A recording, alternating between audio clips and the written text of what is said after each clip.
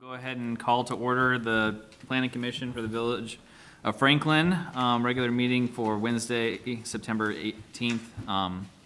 Thank you all that are able to attend, those that are planning commissioners, as well as those that support and help us in our village. We'll go ahead and get started with roll call. We'll start from the right. Sarah, do you mind? Sarah Greslick, here. Pete Halleck here. Stuart Wooters here. Daniel Ferris here. Linda Novak here. Albert Ludwig here. All right, welcome everyone. So for the adoption of the agenda, I'd like to make a modification to our agenda. We do have guests here tonight it does pertain to our discussion for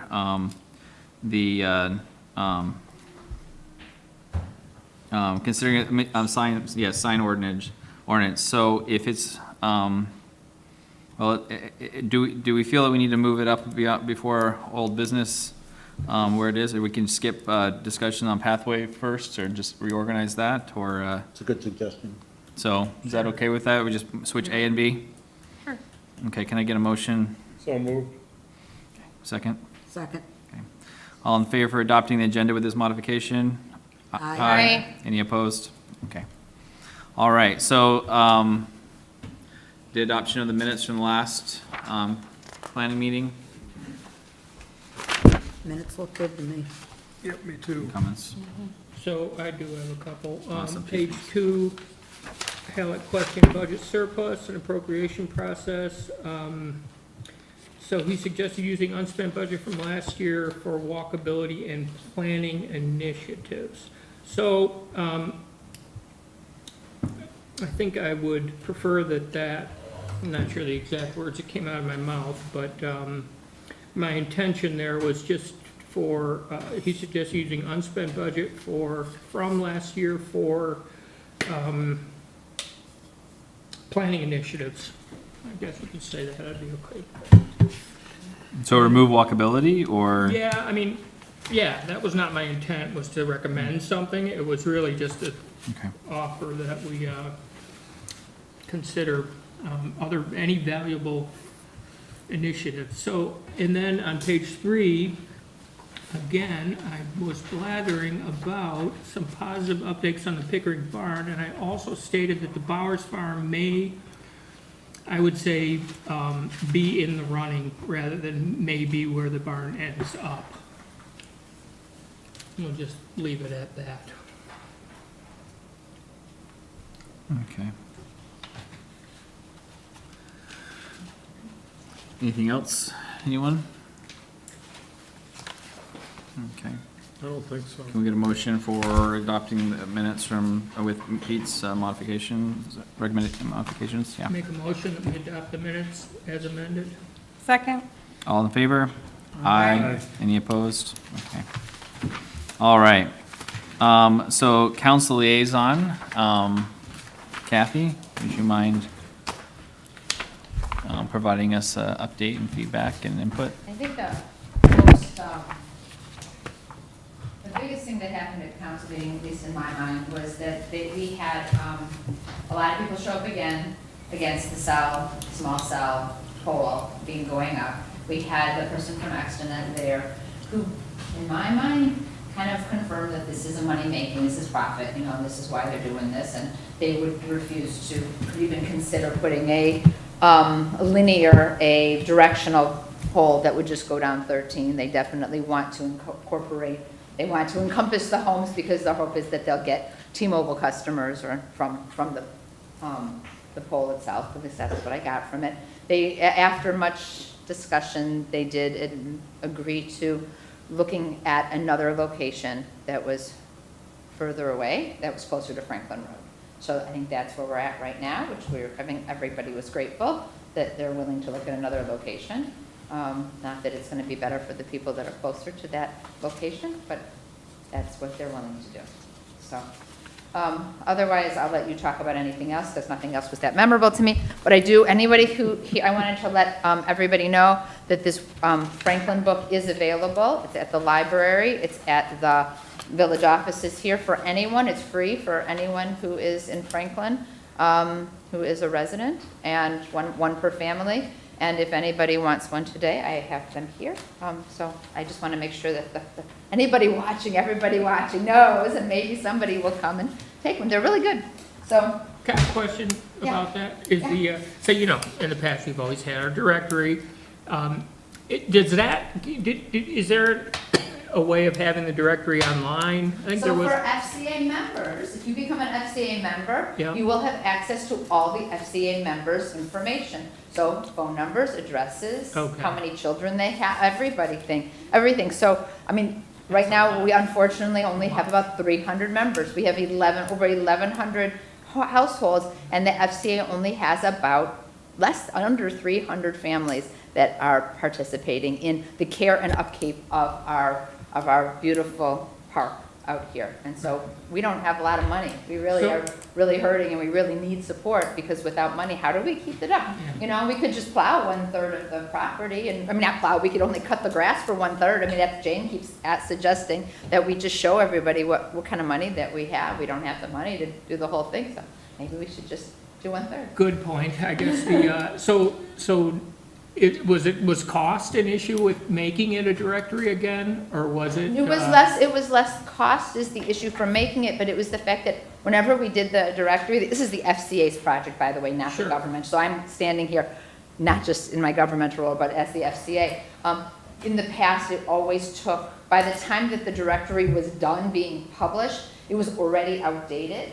So, because by the time, we'd have to go to every household and say, are you okay with your phone number and address being listed? And so you'd have to get the feedback from them, and the time that would take, and the effort that would take. And then on top of it, everybody's got 10,000 phone numbers now per family, and do we have the space in a book? The book would be so big. So we decided to keep it as an online directory for members. It gives the purpose, another benefit to being an FCA member. And really what we wanted to do, the purpose of this book, because this was done from the FCA and the Historic Society together, it was to let people know the history of Franklin, how it came to be the special place that it is. And I think that once you understand the history, you have more of a connection, and then you have more of a reason to want to preserve it and keep it the way it Yeah, is. no, it's great. Thank you for doing it. You're It's a welcome. wonderful thing. You're Yeah. Awesome. Thanks, Kathy.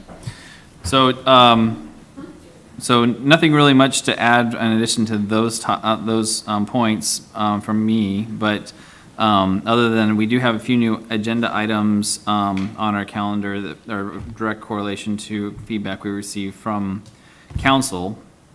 So one of the things that they'd like us to look into, and we'll talk about in B, is in some cases, our village ordinances can make it prohibitive for our four lots, so downtown lots, from being able to actually participate in a particular ordinance or rule, because the setbacks are too big, or some other reason. So unless the ordinance has been calls that district out specifically, then in some cases they can't actually participate. So what council would like us to do, and we'll talk about it in B more, but is to see which ordinances or discuss which ordinances are in those situations, and what we can do to at least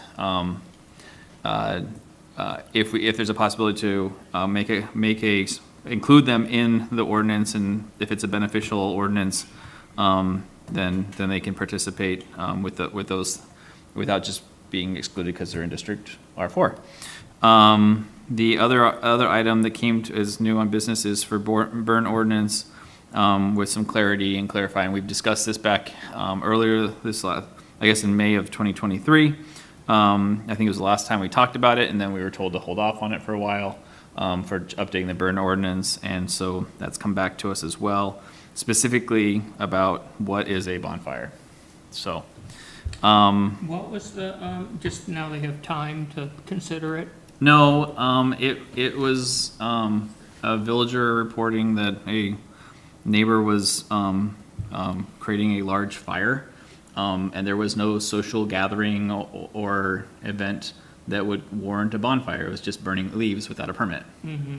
And so that was the concern, is that it was classified as a bonfire, but it didn't meet the criteria of the rest of the sentence. Right.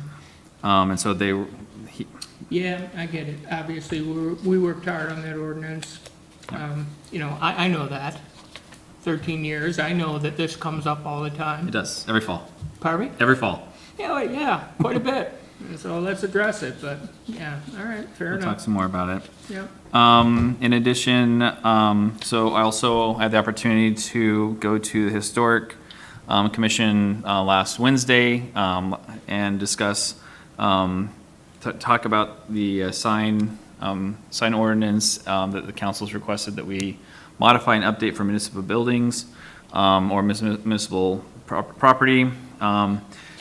I will say, they're courteous and they're eager to work with us on other topics for sure. This is not a popular topic, as you know from October of last year, when they sent a memo to Chris Duzan with regards to the input on a sign for our electric sign in front of the village. So their stance hasn't changed, but this isn't the only topic that they want to talk to us about. And they want to continue to participate in our master plan discussions because our master plan impacts the historic district, and their input is valuable. I believe that we receive memos from them occasionally for the master plan as well, but it's something that I think we can collaborate more on, and it's one of our goals as planning commission. Though it wasn't the best topic to start discussing with them, it is a topic, and so I'm looking forward to working with them more closely on other topics as well. And I think that their input and consideration, especially when we're talking about historic district R4 lots, getting some input from them would be helpful as well. So those are my main points I wanted to bring up for this discussion. So commissioners, anything that you'd like to bring up?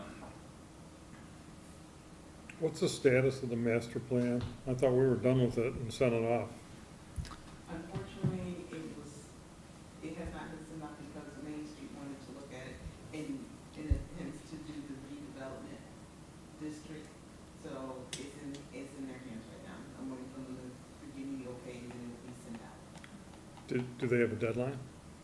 Now, I can just talk to Susan tomorrow and find out if they're done with it. Because I think we finished with it 2 or 3 months ago, maybe? And I mean, and to your point, a master plan is a living document. We're putting a milepost in right now, but we should be starting the next version already.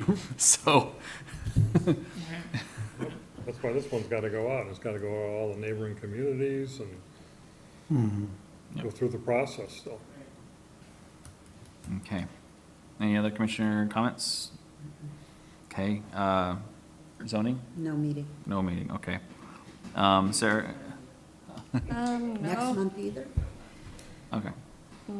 no real communication update. I have not received any word back from any council members on the communication update I provided, so I'm sort of waiting for more direction in order to do that. So is this just asking permission if we can have, or have to pay for someone to?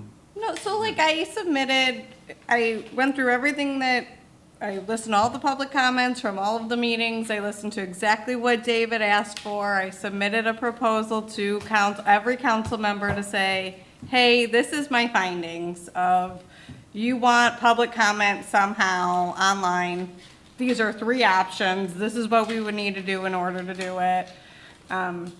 Even from David himself, who specifically asked for it, I have not heard back. I didn't even hear that anyone actually got it, so I hope that it lives somewhere with them, but I just haven't heard anything back. So I'm assuming that it's just sort of dead in the water for now. Are you able to attend council meeting with me next month? I am. I don't enjoy those meetings. I find them to be very, like I was watching the last one and it like makes my blood pressure go up. It is not enjoyable, but I will. Okay. But yes, I We can give you a Xanax. might need it or drink, but yeah.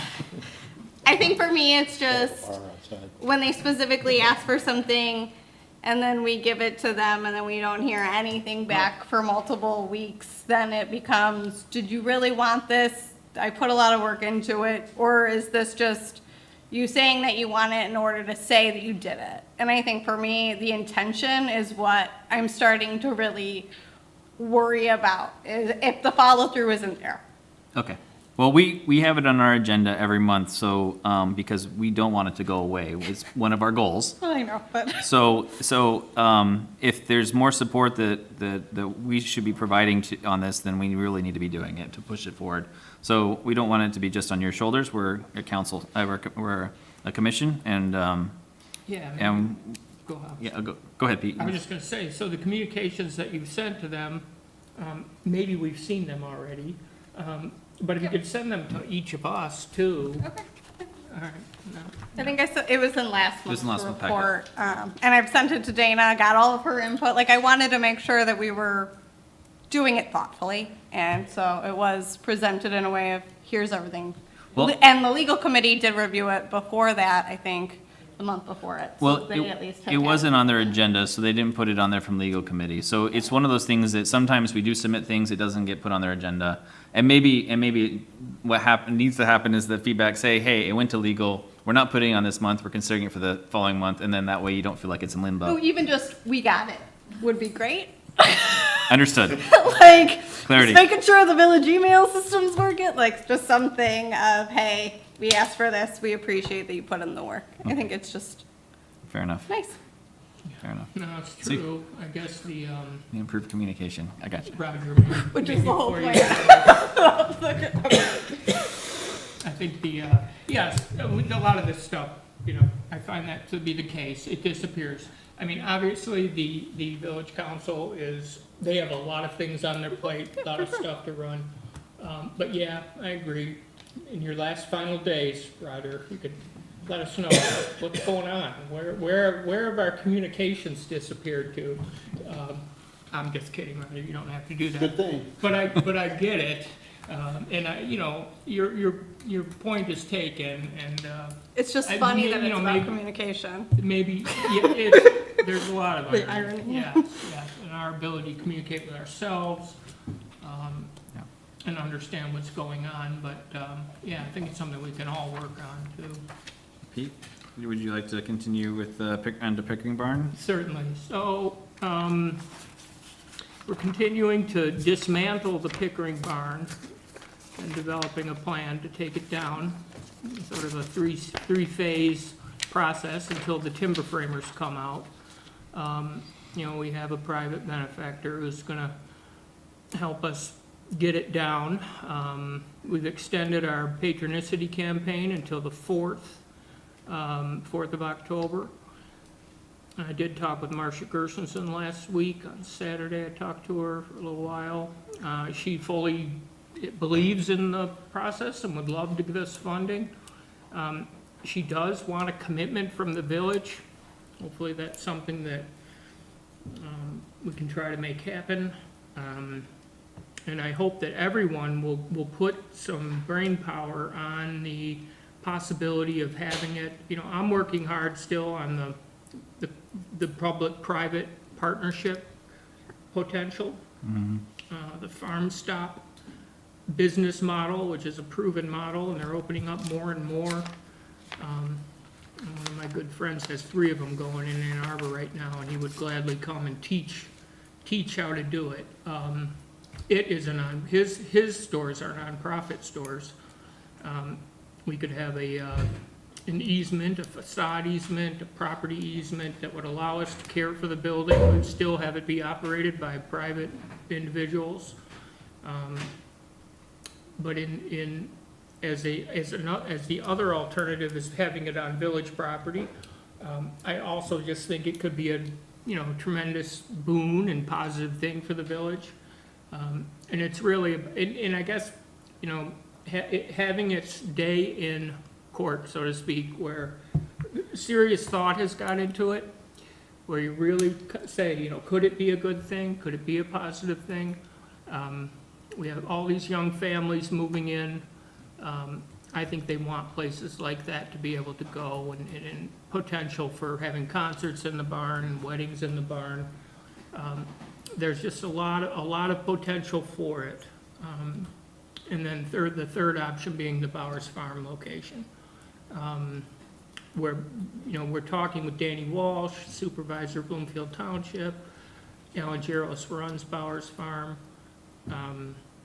Would they be willing to take it? And that certainly is in the running as well. In my heart, I'd love to see it here stay in Franklin. I think it has a much closer link to Franklin. And finally, I'll just say how great it was to have Bill Pickering come in from the Pickering family. He rode in the wagon as we went through our Labor Day parade, and there were probably 6 or 7, and Roger, maybe you knew some of these people out there, as part of the, not only was there a Franklin school reunion, which Roger had the pleasure of attending, class of, 64. and I think that Tom Cook, probably was earlier than you. Did you know Tom? I knew Jim and Janie, they were in my class. So, and Peter Green, I think he's probably the reigning Pete was in the class with my brothers, older brothers. older brothers, right? He still lives on Carroll Avenue. So, families came in, there were Krieger families there, Pickering family, Adams was, who was originally Bingham area. Broughton was here, Herb Broughton, we sit in the Broughton house, his great-great-grandfather. And it was wonderful, this deep history of bringing everyone together. So I guess I wanted to throw that in. I also want to commend Pete, because I don't know how many of you had the opportunity to see the amazing and eloquent interview that he did on local CBS News, but he blew me away. He really, I think he needs his own talk show now. With Yeah. Mike Seltzer, maybe. But yeah, I'll be signing Yeah, autographs. that's right. No, you did an amazing Yes, job you on that. Well, thank you. Yeah, if you want to go look at it, I think it's out there somewhere. It's out there. Main Street posted it on their Facebook. I commented that I was proud to know you. It was really well done. Thank you. Can I just get clarification? I still wonder, it's not entirely clear to me, so the private person is willing to pay for the barn to be taken apart. Right. Does he then get control to decide where that goes, ultimately? I think it puts him in the driver's seat, I've been trying to encourage him to contribute to our patronicity campaign with funds, and then we can treat it as a partnership, and everyone's working together. I think he's being open-minded and respectful of all the work that's been done, and to be honest, he's been involved since the earliest days. He told Marcia Gerson, he said, call Pete Allen. So, I'm working hard. So I guess I'm just still trying to understand, so if he's willing to pay for the barn to be taken apart, he gets to ultimately decide where it goes, and hopefully we'll keep it here. But the patronicity is trying to get money then to put forth then the effort to put it somewhere, like the money we're gonna use in order to get money from Marcia Gersonson, which is Bloomfield Hills? Is that what she Oakland? Oakland County. She's Oakland County. She's Oakland County. Yeah, she's a commissioner in Oakland Right, County. so I think I know her much. But my question, the money for the patronicity is specifically for, Saving the barn. but the barn It's is, quite general. I understand that I want to get clarity though, because if he's going to save the barn and put it aside, it is for us then to use that money to put it back up. He's Or to augmenting, Right. Whatever's left. he's whatever we don't augmenting get. what the amount is in the patronicity campaign, correct? So, it is private money, but he has, he understands that we've been working on this. So he's not saying he's not saying this is where it's gonna go, or anything like that. And it gives us time. The builder has said, you've got until spring now to get it down. We still hope to get it down before winter. But in general, there is more time. In our task force, we outlined a 2 to 3 year period, once the barn is safe and down, to develop all this. Yeah. So, I think that's the best way to look at it, but obviously, he starts gaining more control, you know, as he Right, does but that. Pete, the patronicity campaign is not different. They're raising money for the same thing that he is donating for. He's I think donating that's Kathy's subsidized. question. Yeah. That, you know, I mean, And, you know, each party comes with, you know, obviously, my heart is here in Franklin. He may be more inclined, more directed toward Bloomfield. So there's that component of We it. originally had talked about putting out information and asking the public Mhm. about if they would be willing to, for example, you know, We talked to council about that, and they didn't, it was never something that we were Yeah, able to put they said we forward. just want location and cost. so, We even came up with the survey that we would send out, and it was brought back, or we don't want this, Right. very clearly. But it's such a missing piece that is, Yeah. right, that if you can find that you have support for it in the community, that people want a community center, that people want a place to have weddings and have celebrations, and they want a larger Understood. space to have council meetings and whatever. Right. There may be more pull for it. I mean, you could have, again, you could have a teen center, you could have. Right, we You could need- have so many things that could come out of it right here. But if people don't know about it, how do we get the word out to really Right. encourage that this is what Well, this is one communication. option? right. yeah, So, communications. Fox 2, yeah, you gotta, well, couldn't quite get thank, through to that. thank you, Pete, for the update. And we'll continue to update this. That means stop talking for now. No, it's, we're now more than an update. We're making plans. Oh, So if we want to add it to the agenda to put it, to do a bigger plan discussion, then we can do that too. all right, yeah, That makes I guess, sense. I wouldn't mind doing that. You know, I do think the planning commission can play a role in it. Okay. And I guess if, you know, I don't know if you want me to make a motion to have it added to the agenda. For later tonight? We can? I wasn't gonna do that, no. No, for But the later. next meeting. Oh, we can, let's talk about it for the Fair next enough. meeting. Yep, yep. Yeah, I don't, yeah. Okay, thanks for the time. Yep. Do you have any other updates though? Like, update like what the progress is? Sounds like is it someone that's gonna help us to take it down, and then we have time to store it? Yep. And then we have a patronicity extension, but there's anything until October 4th. Those are key things. All right. I was in the barn last week, there's a lot of crap in there. Is Working Terry gonna get it on out, or? Yeah, yeah. Put it in the basement for now. Yep. Okay, thank you. Budget and expenses report. So thank you for adding, June and July. August obviously hasn't come through yet, right? So waiting on that. It looks like we closed the year out, with a little less than $6,000, from last year. I mean, that's to Pete's point from last meeting. You know, when that money goes back, rolled into the general fund, I'm assuming, when it doesn't get used for the calendar year. We should get That's some, correct. It just goes into the fund balance and is allocated for the following year. Okay, And it may, you know, there's not a tag on each specific dollar. There's a line that you're entitled to out of the pool that represents your budget. And at the end of the year, what that you haven't spent goes back into that pool that is part of what's divided amongst everybody. right. And so, I see our budget went down from 26,000 to 21,500. So our budget was reduced by $4,500. I think that's probably right. yeah, so $2,000 was for a Pickering barn that we had requested money from the village mid-year. Which, you know, as we make progress taking the barn down and we start making more plans, then we can request those funds again. And then also a reduction from, the, master plan. So we didn't, I guess we're not expected to do a whole lot this year for the master plan. Doesn't sound like we're done with it. So, yeah, and then also a reduction in engineering costs as well, looks like, so. does seem like that's the lowest figure I've ever seen, 21.5. Yeah, normally it's been around 25 or so, but, I don't recall a conversation about that, but the fact that there was $6,000 remaining at a time when everybody was looking for places to make reductions. understood, It was right. understood.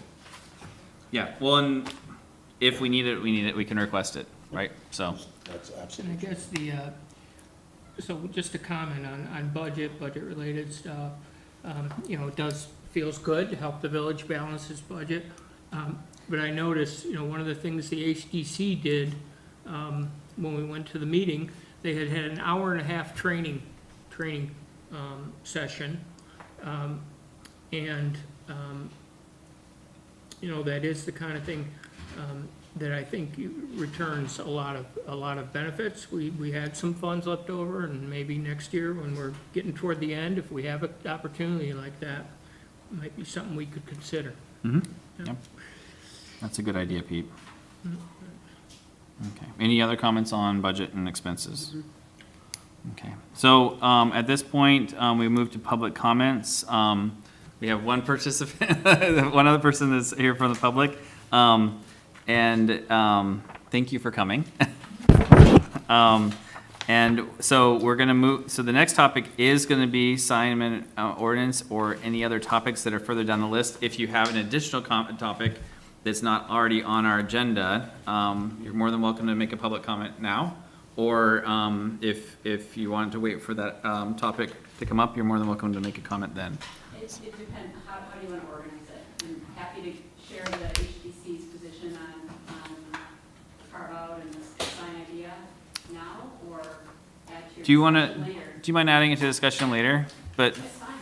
do you want to, do you have anything though from HCC other than sign that you would like to say, or? Just the thanks that you came to our meeting, and I'm here to reciprocate, and thank you for letting us know about the issue, and Chairman Roberts asked that I be here tonight to talk to you all. Thank you. I appreciate it. Okay, any other public comments? I don't think there's anyone else here. Okay, so we'll move to the next point of business, which is consider sign ordinance for municipal use only. I think we have guests here that are specifically want to share and present some ideas with regards to signage that might might help our village.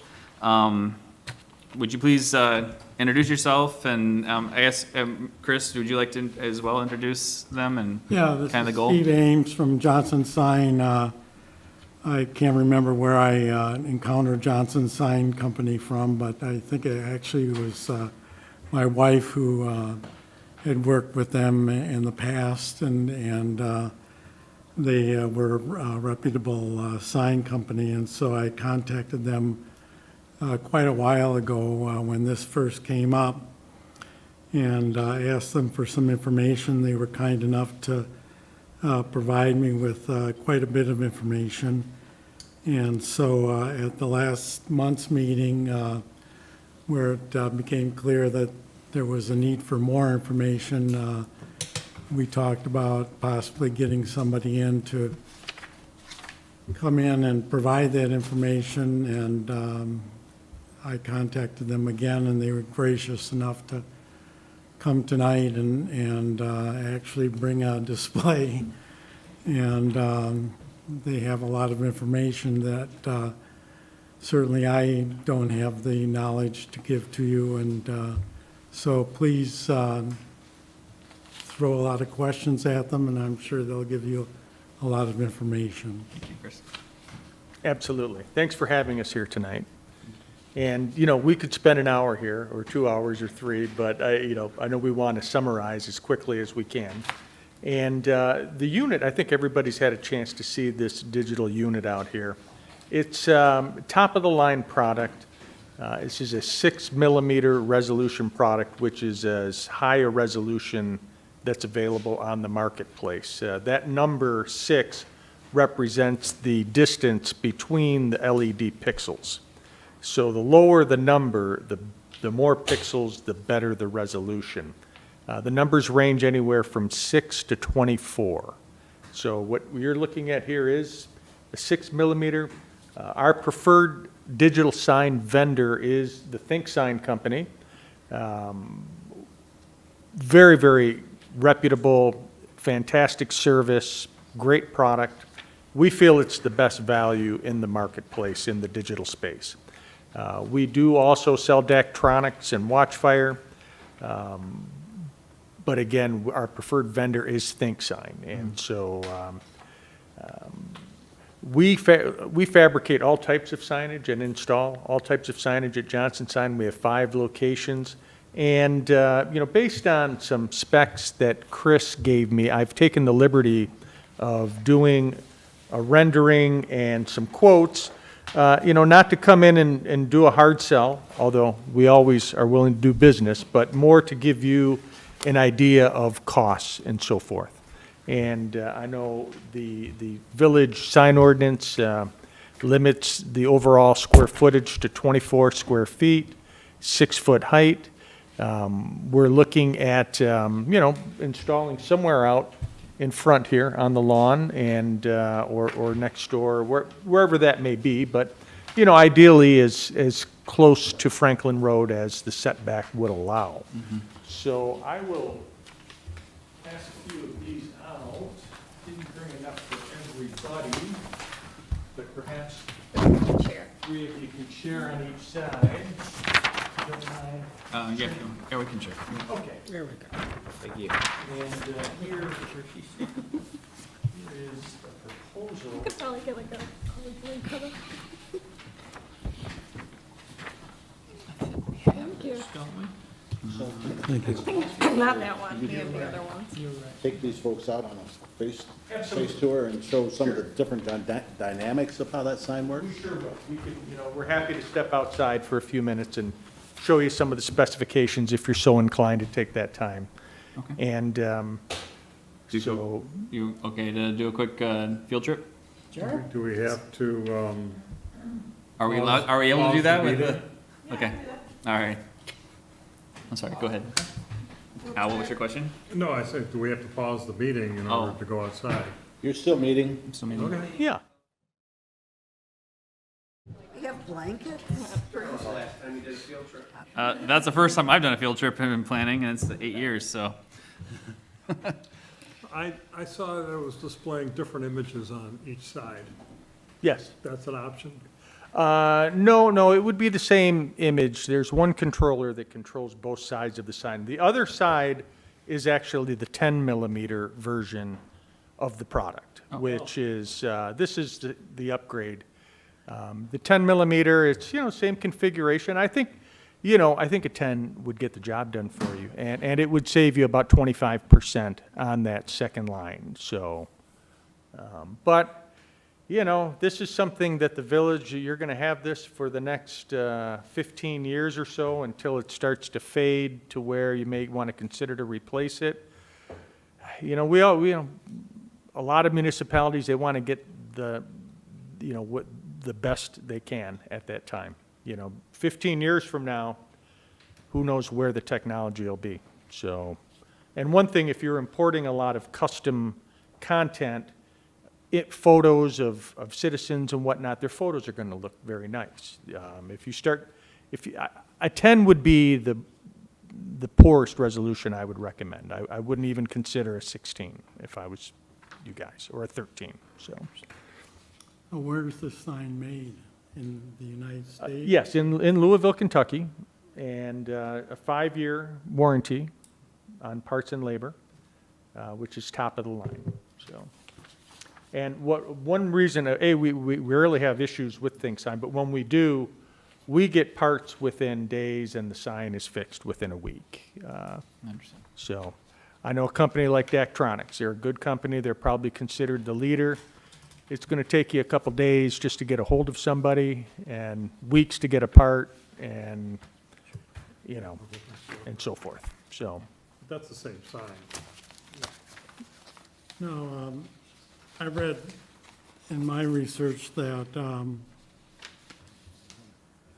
I'll just read here, the brightness of the sign should be able to be regulated so the illumination level is no greater than 0.3 foot candles above ambient light conditions. Is that something that's? I think that, Lois, some of these ordinances, they're at an antiquated situation where literally it's something to do with holding a candle and being able to see your feet.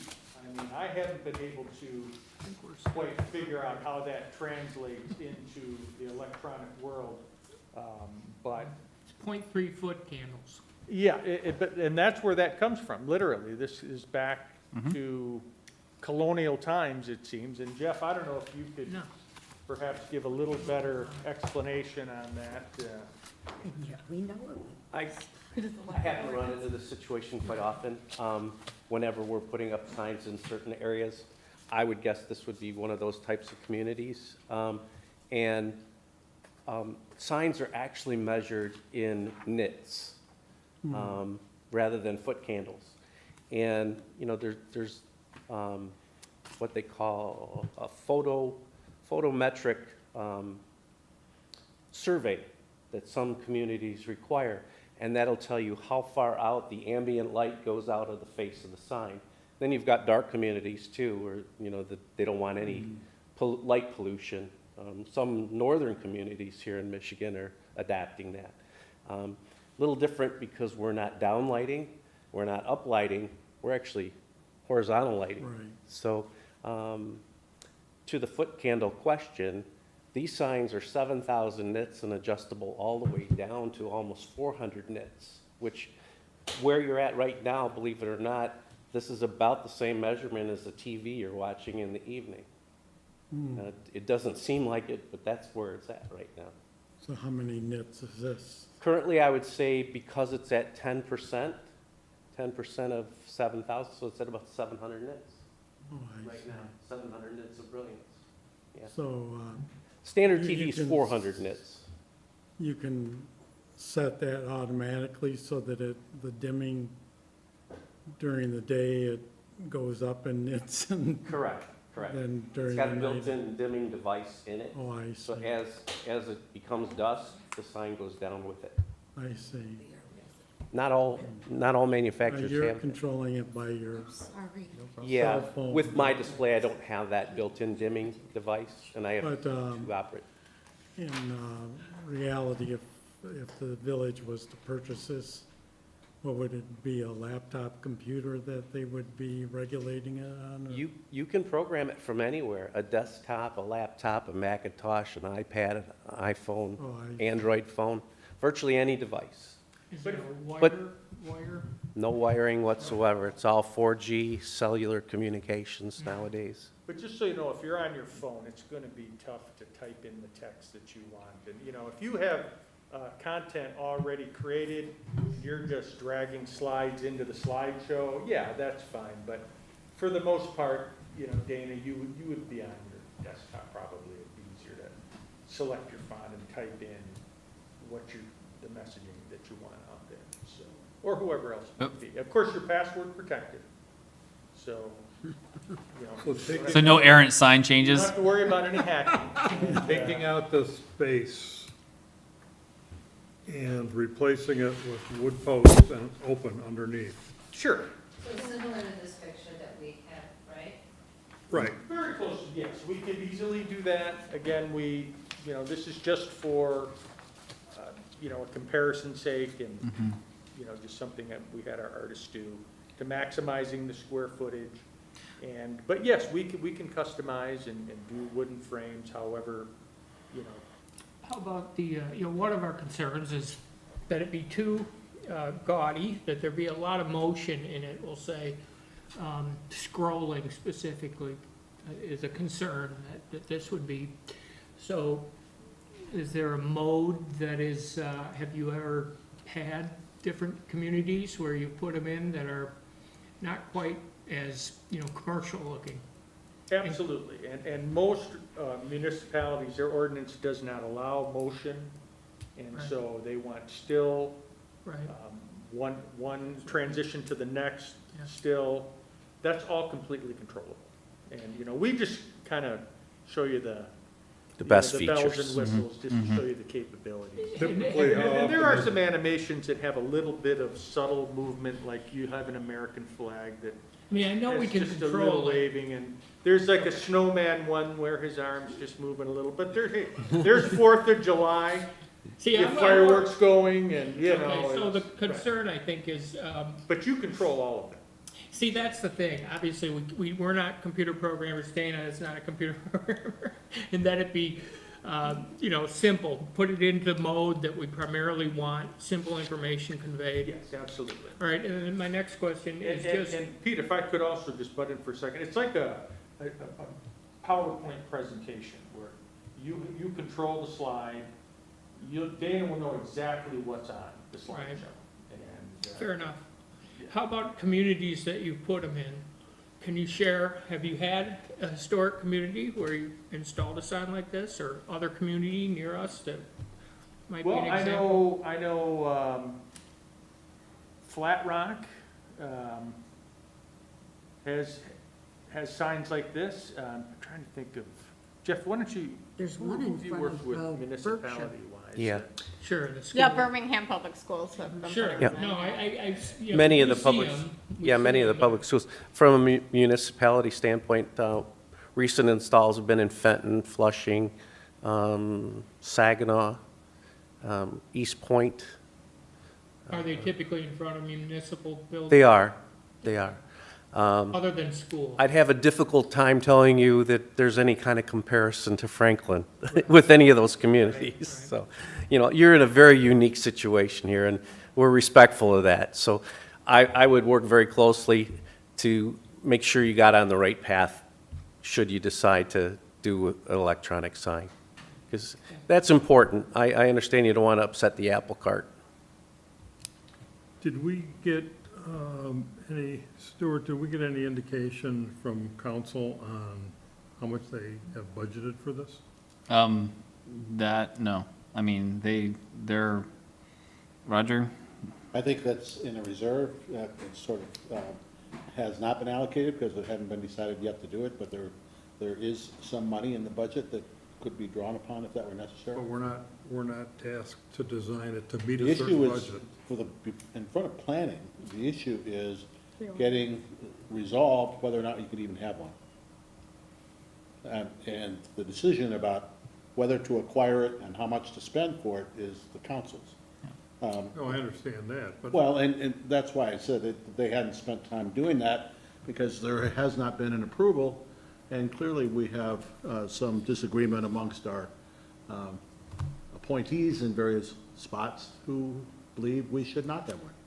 So that all needs to be resolved, and at that point, if and when that occurs, then I'm sure there'll be a really healthy discussion about what it is that we get. Okay, fair enough. Fair, that's a good summary. Any more questions for our friends here? So I do have a few questions. I know that we're not tasked with cost necessarily, but beautiful sign, but is there a standard like service fee that monthly or annual or, okay? It's lifetime of the sign, 4G cellular communication. You're gonna get software updates it's ThinkSign proprietary software. They're always adding.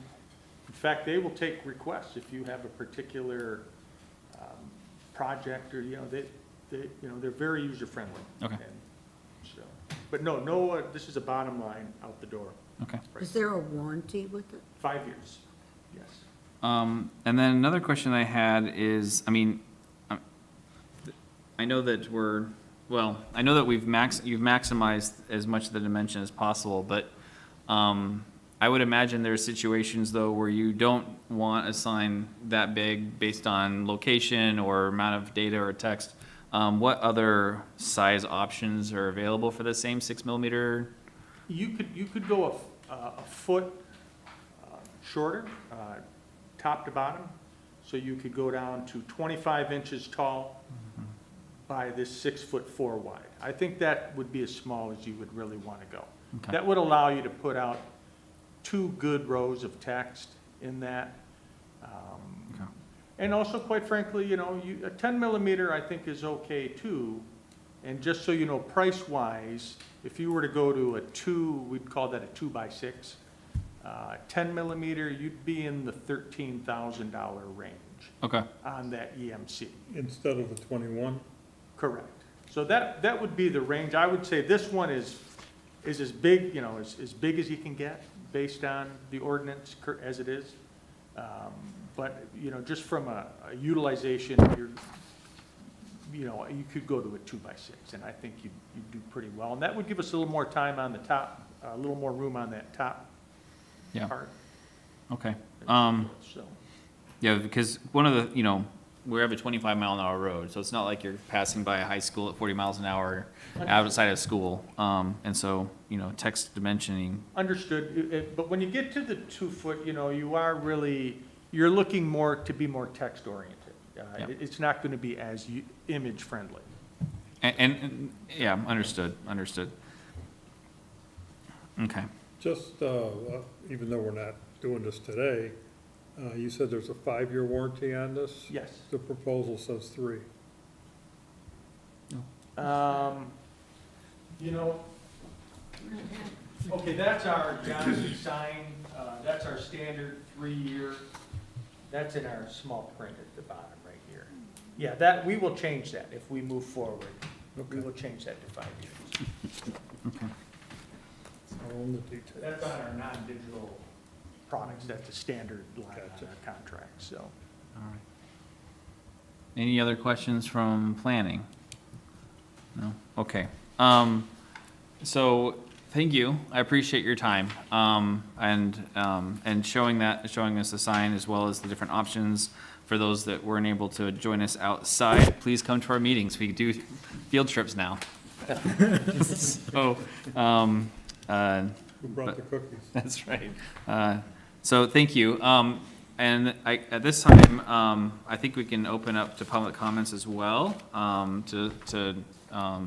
Or we can, actually, Chris, if you don't mind, actually, I think it might make more sense for you to go through your memo from August 23rd and open up for public comments after you've kind of given us an idea where we are. Thank you again. Right. Appreciate it. I'll leave a little more information on us and some of my cards. Steve, thank you.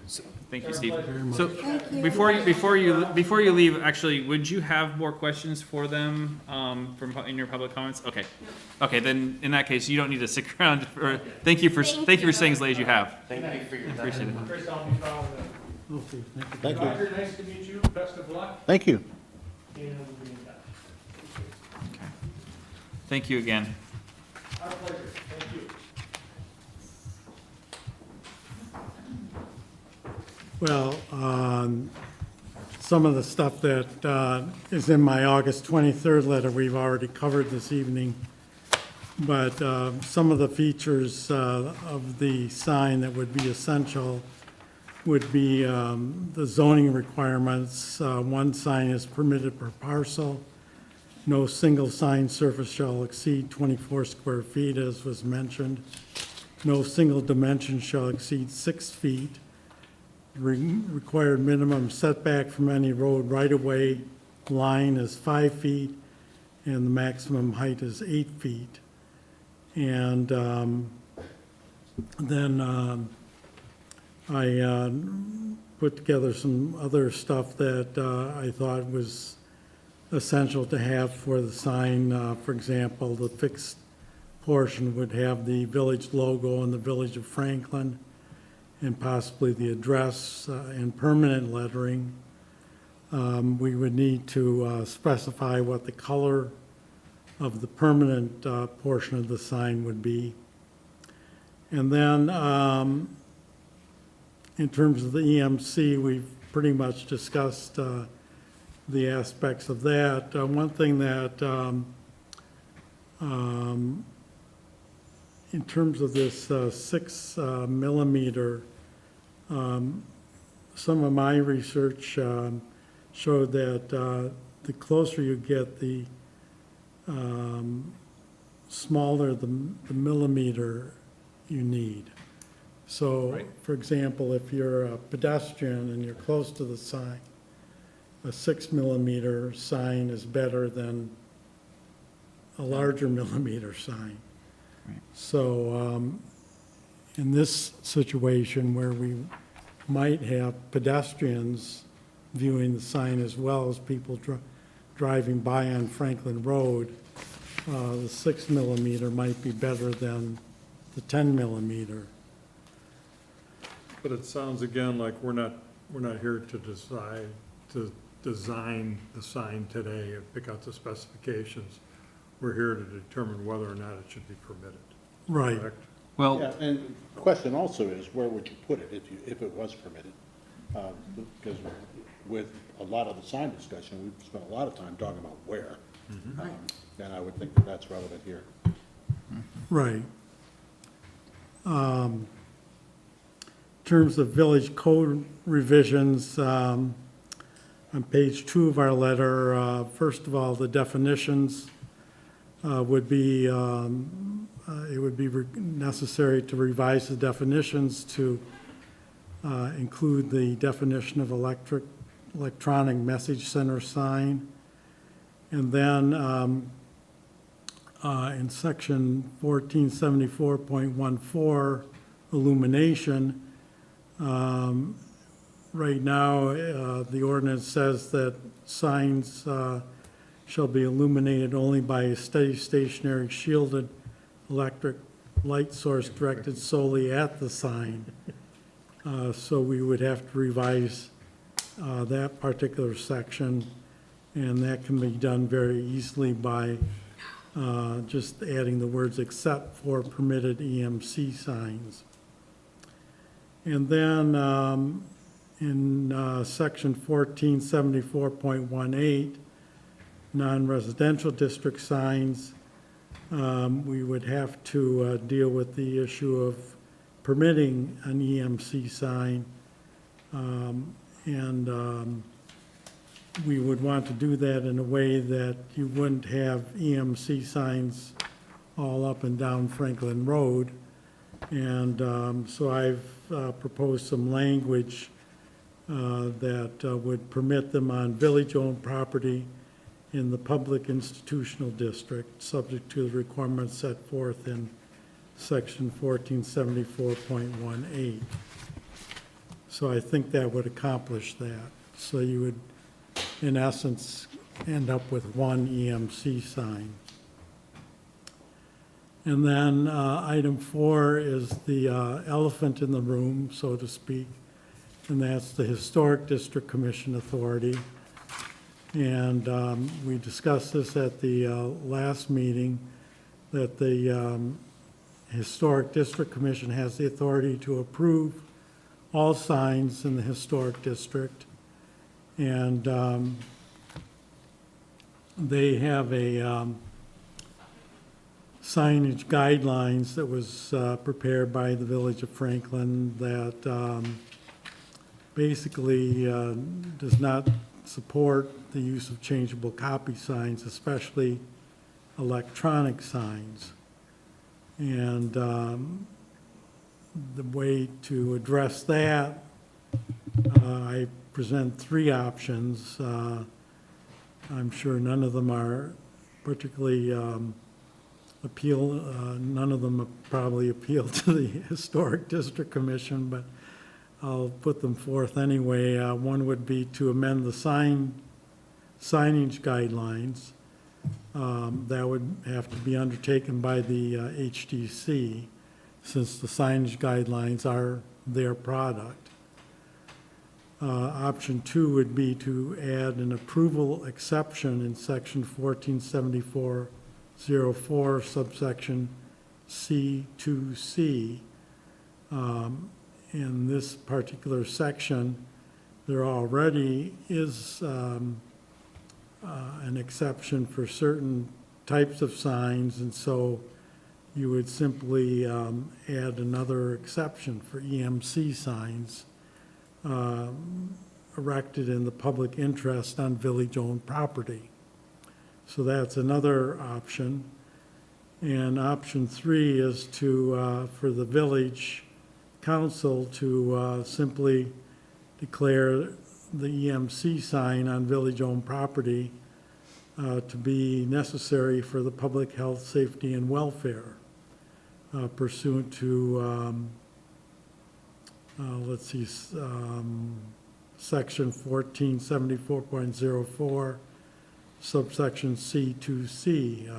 It gives the village council that authority to do that. So that would be without the need for any sign amendments whatsoever.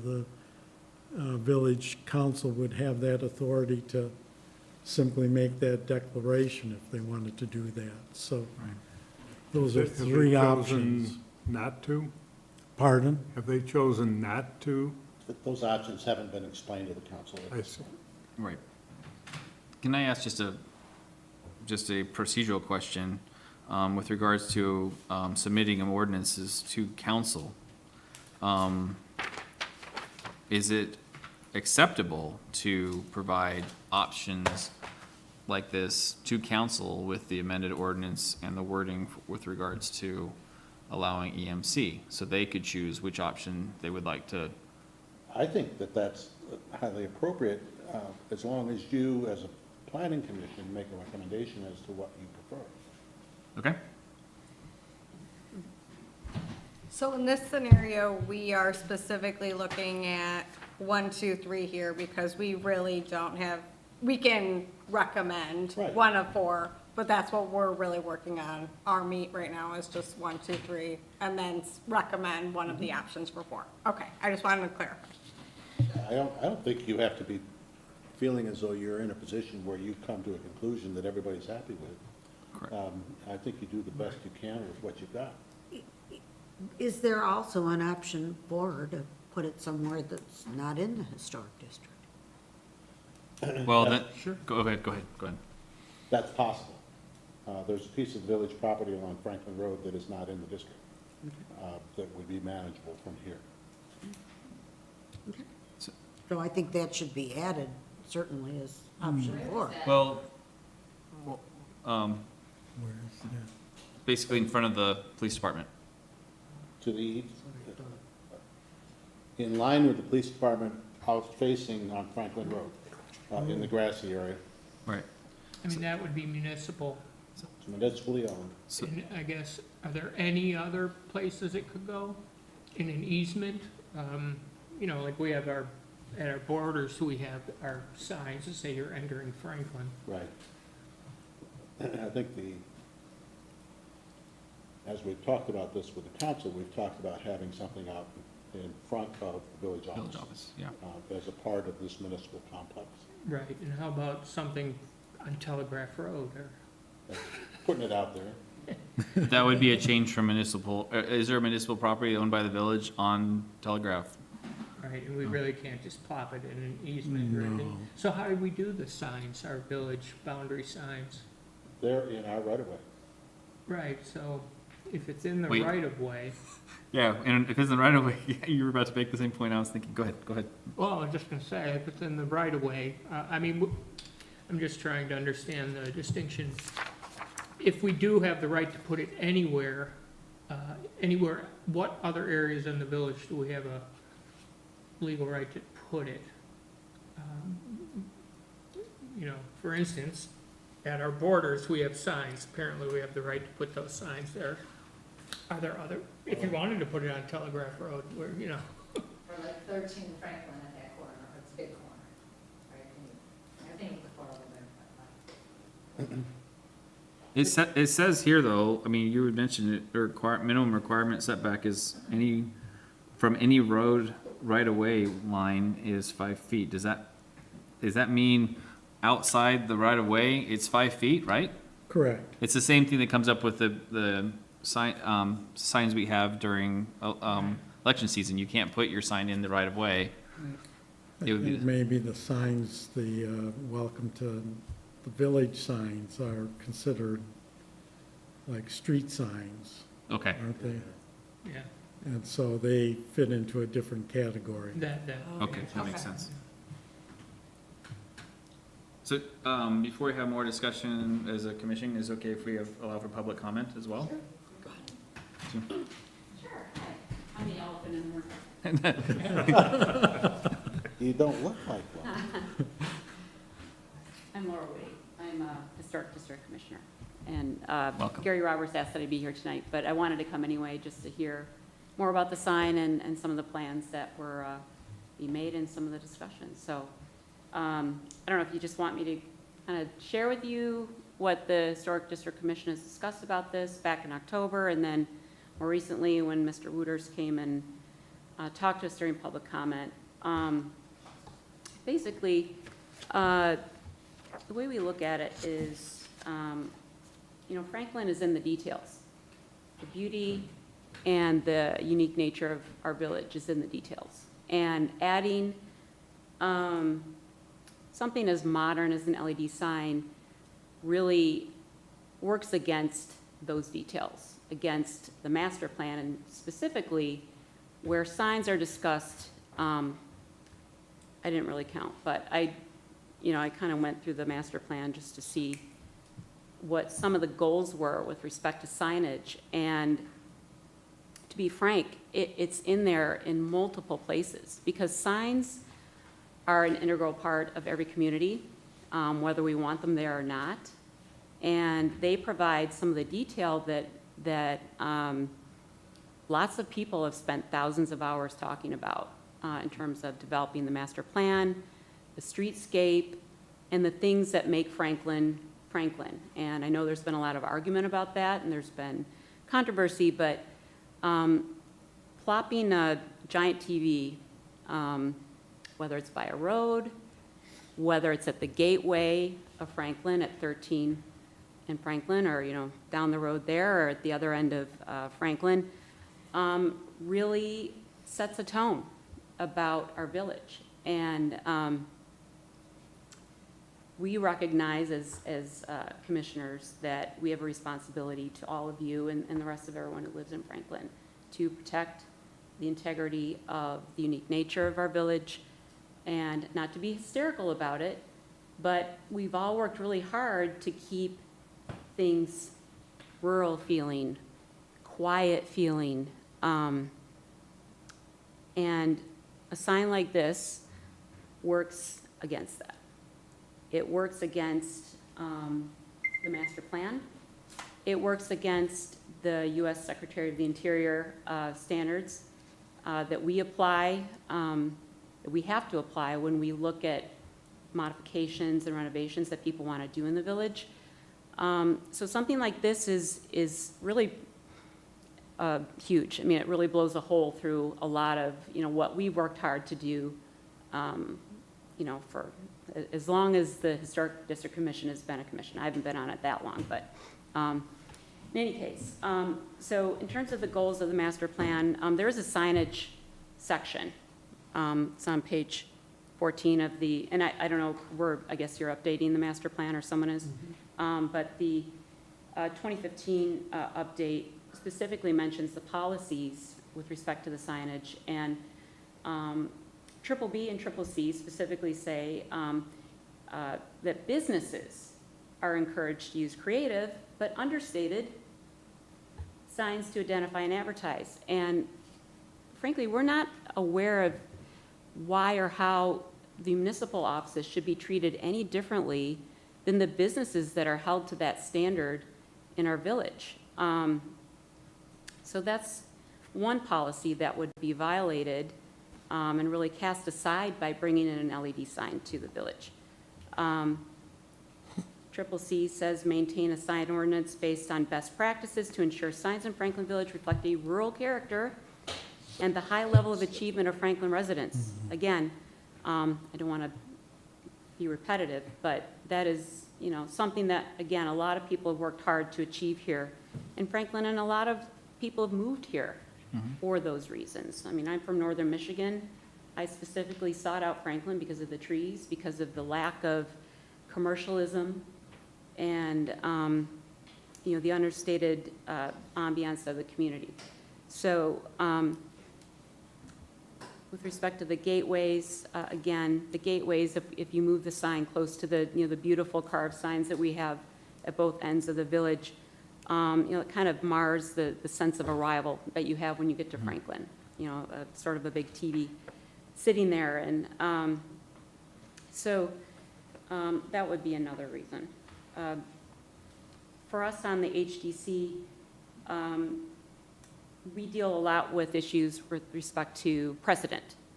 So if you allow one person to do something, it makes it harder to argue that the next person doesn't get to do it. And we deal with treks, okay? That's what we deal with. Right. But, a sign like this, once a business who's trying to make money, and they should, sees a sign like this, they may or may not be aware that there's a carve-out in the sign ordinance. They're gonna want a sign too. So I think that's gonna create some chaos to some extent, a little bit of, I think animosity is probably too strong of a word, but some questions. Right. And then we're gonna have to deal with that. So selfishly, we like to have a standard, and that no one is above that standard, and that would include the village. We don't see a need for a sign like this. To us, at least from what we've heard, from our discussions, it's really a solution in search of a problem. I'm hearing the discussion about all the changes that are gonna have to be made to accommodate this sign. We have other ways of communicating in this village. We have the interwebs, we have a Facebook page. Lately, an idea's come up about an app that's available to villages that send out, alerts and information to villagers that are signed up for it. And frankly, I think villagers who want to be informed about when the next village council meeting is, they know when it is and they know when to go. I'm not aware of any super pressing village business that really needs to be splashed on a TV all the time. I think it's bright. I think people walking down the street will think it's ugly, even if it's in a beautiful wood casing. Just doesn't fit. And it's visually distracting from the rest of Franklin. And again, the details that make up Franklin.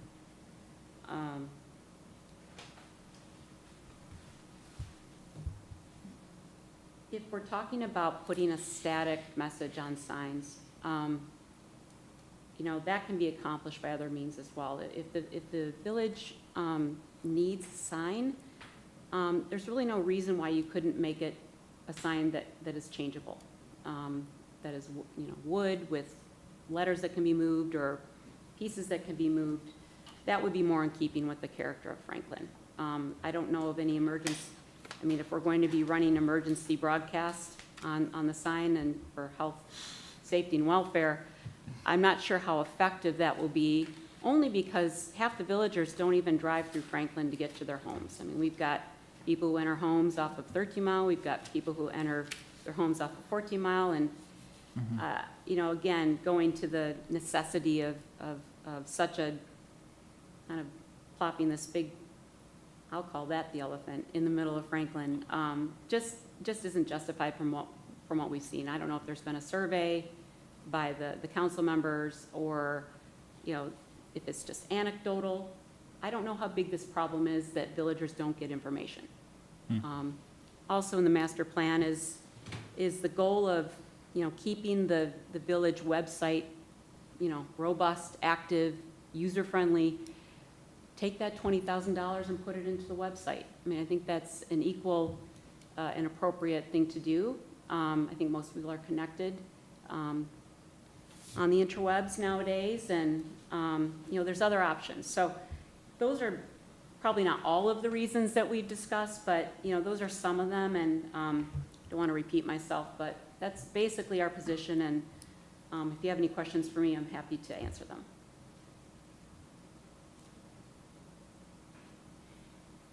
So I have a few questions. Thank you, first off, for being here, and thank you for reiterating HGC's stance. I guess one of our goals in planning is to improve our communication with HGC, with Main Street, and the other organizations. Yeah. So a lot of our Main Street falls in the HDC area, and one of the reasons why we would like to encourage our communication and cooperation with Main Street is to bring people downtown. Sure. So hopefully, we'll be having more people passing by downtown. Yeah. And so I can see the concern with regards to Main Street being excluded from a sign ordinance that would only benefit, say, the village offices, right? Sure. So I get that. Has Main Street said that they would oppose this? Like in this regard? Like, I haven't heard anything from them specifically saying. I don't know that We haven't it's reached out to them. out there, that people know that this is being considered at this point in time. Yeah, It's not just sort of a Main Street. moving target, so. It has not been discussed with Main Street. Okay, yeah. Well, I think that's interesting that you say that, because to me, that's a communication issue, which is the whole point of you're saying that there's not a communication issue. I know that there is. I've done that research. I've looked into it a lot. It's not easy getting that. You think that, like, everyone's just gonna go onto the Franklin website and say, oh, look, there's a meeting on Monday, I'm gonna go based on maybe an agenda item. It doesn't, I don't really think that it happens that way. I think Dana does a great job in getting the Next Week in Franklin out. That's how I think my family ends up getting most of our news out, even about like the garbage things, and from talking to other neighbors. But it was really interesting that you said that you don't think it's a problem, because I don't think that there's many ways that we actually do communicate well. And I do think that you heard many times, hey, we don't have people at our meetings or whatever it is. I think that's a product of those things of like, we don't have those communication points that should be made aware of. And I hear your point, and I really appreciate you coming and working with us on it, but I do also think having like this blanket idea that we don't need more communication, this is just an ugly TV, also doesn't compromise and bring to the table of how can we also make sure that we are getting out important information or things are happening. I do think, those are pieces that you go by other towns and they do have a sign, you go down 13 Mile and you see Beverly Hills sign. I know when all of their meetings are because I go down, 13 Mile.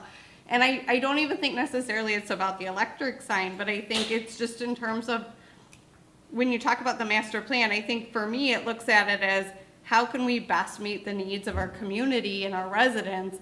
And part of that is making everybody aware of what's happening, whether it be a Main Street event or whether it be an FCA event or whether it be a historic event. Like those pieces, I think, bring Franklin together. And I don't necessarily think that it has to be an electric sign, but my kids go to Bingham Farms and, watching the school administrator try to change that sign out there, she hates it every single month.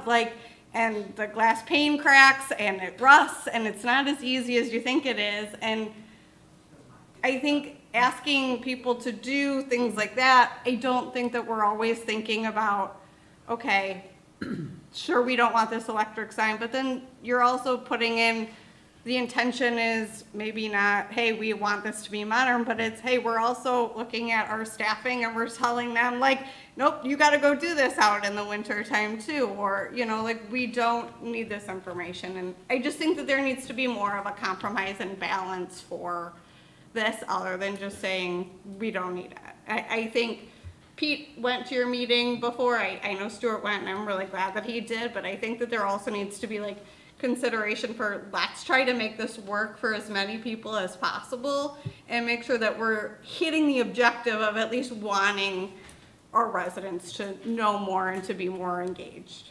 So I don't disagree with you. I think you're talking about two kinds of communication, though. I think, number one, communication between the appointed committees, between planning, between HDC, and the village council.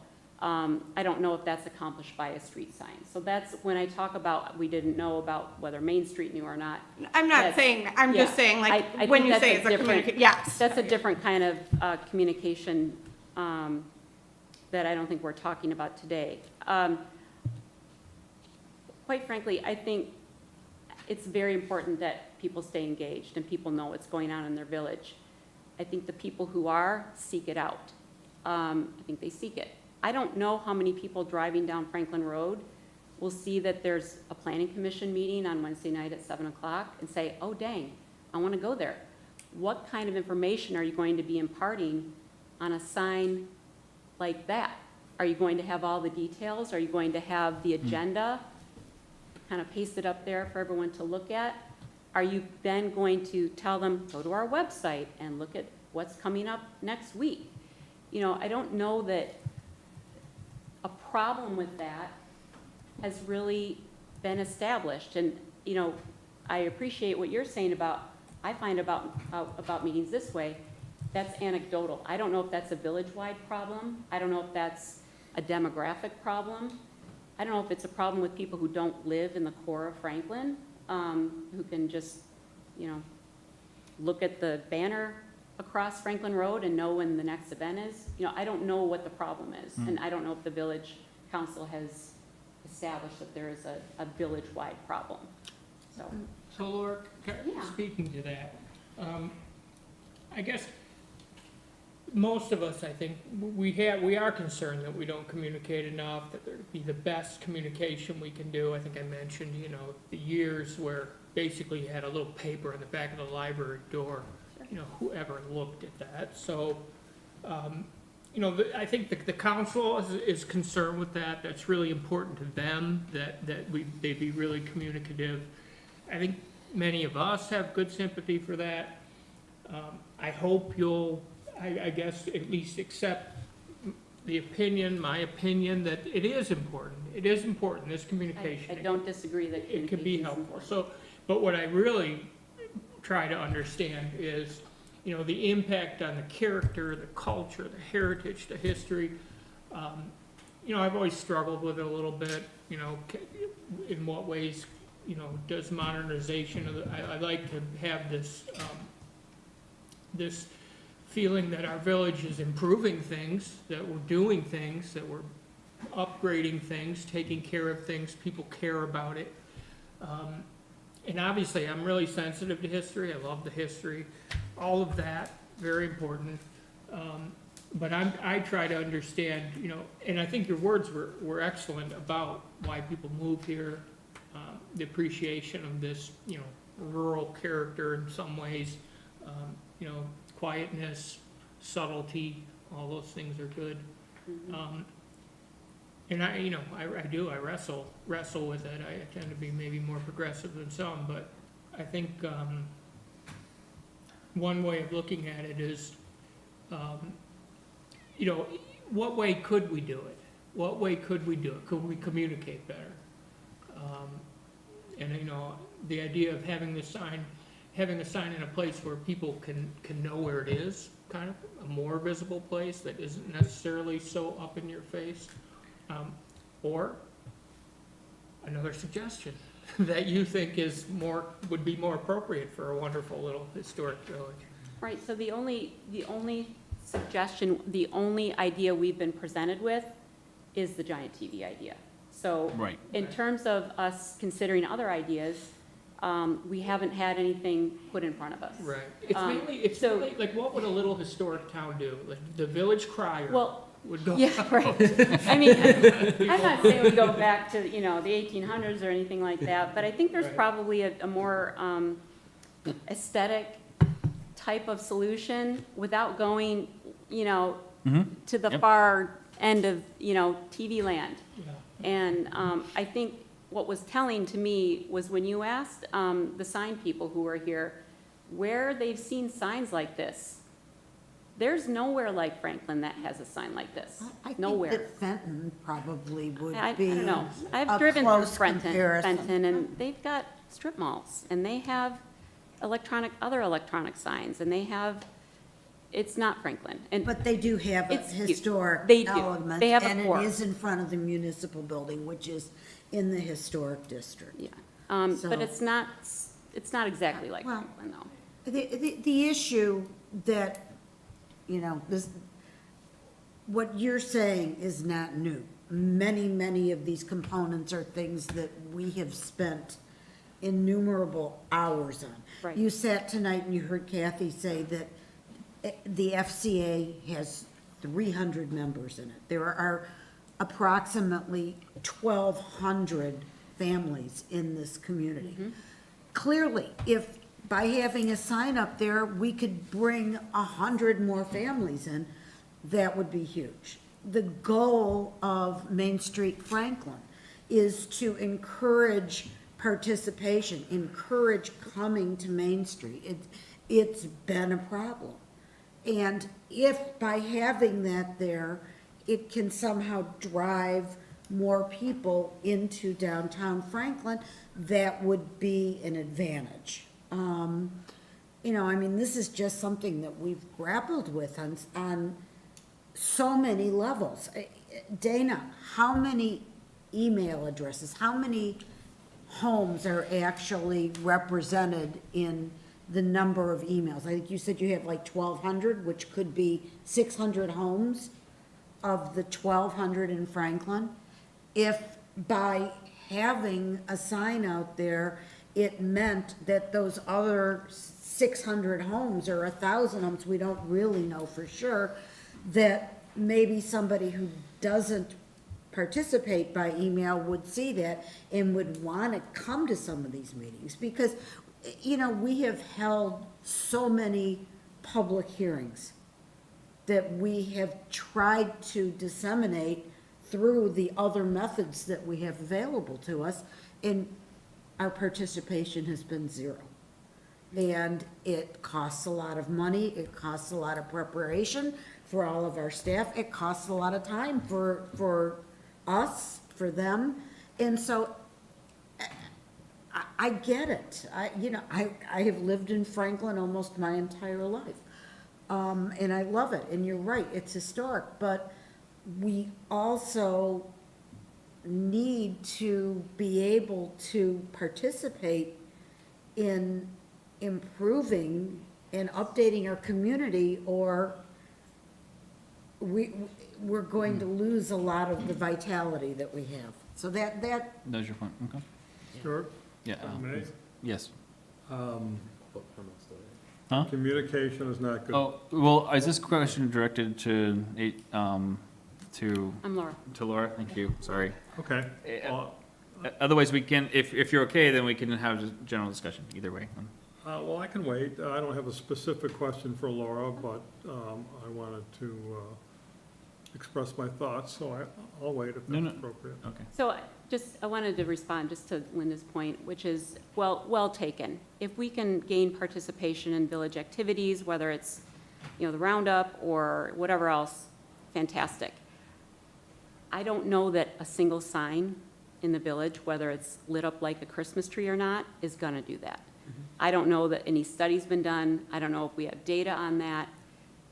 That would be something that, should be considered by the village before it spends $20,000 on something that,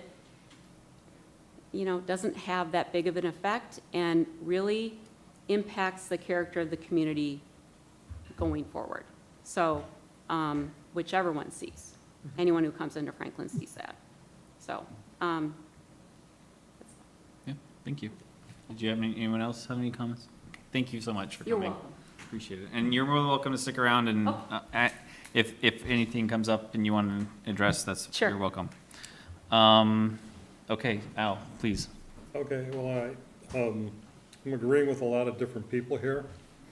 I'm agreeing with Sarah that our communication is lacking, that nobody shows up at these meetings. And unless it's a council meeting that Kat gets involved with whipping up the troops, nobody comes to those either. So, She's our tongue crier. so our communication is not good. But I also feel that this sign does not belong here. I live right, not far from West Maple, and that sign is lit up, and it doesn't belong. I drive down 13 Mile Road, and I see the one at 13 and Evergreen, and I don't think they belong here. The schools have the right to put them there because they don't have to listen to the local ordinances, so they can do whatever they want. It sounds to me, based on what Chris has said, is we have a similar situation here. The council can say, if they wish, that this is for the welfare of the community, and therefore, no ordinance change is required. Option number 3.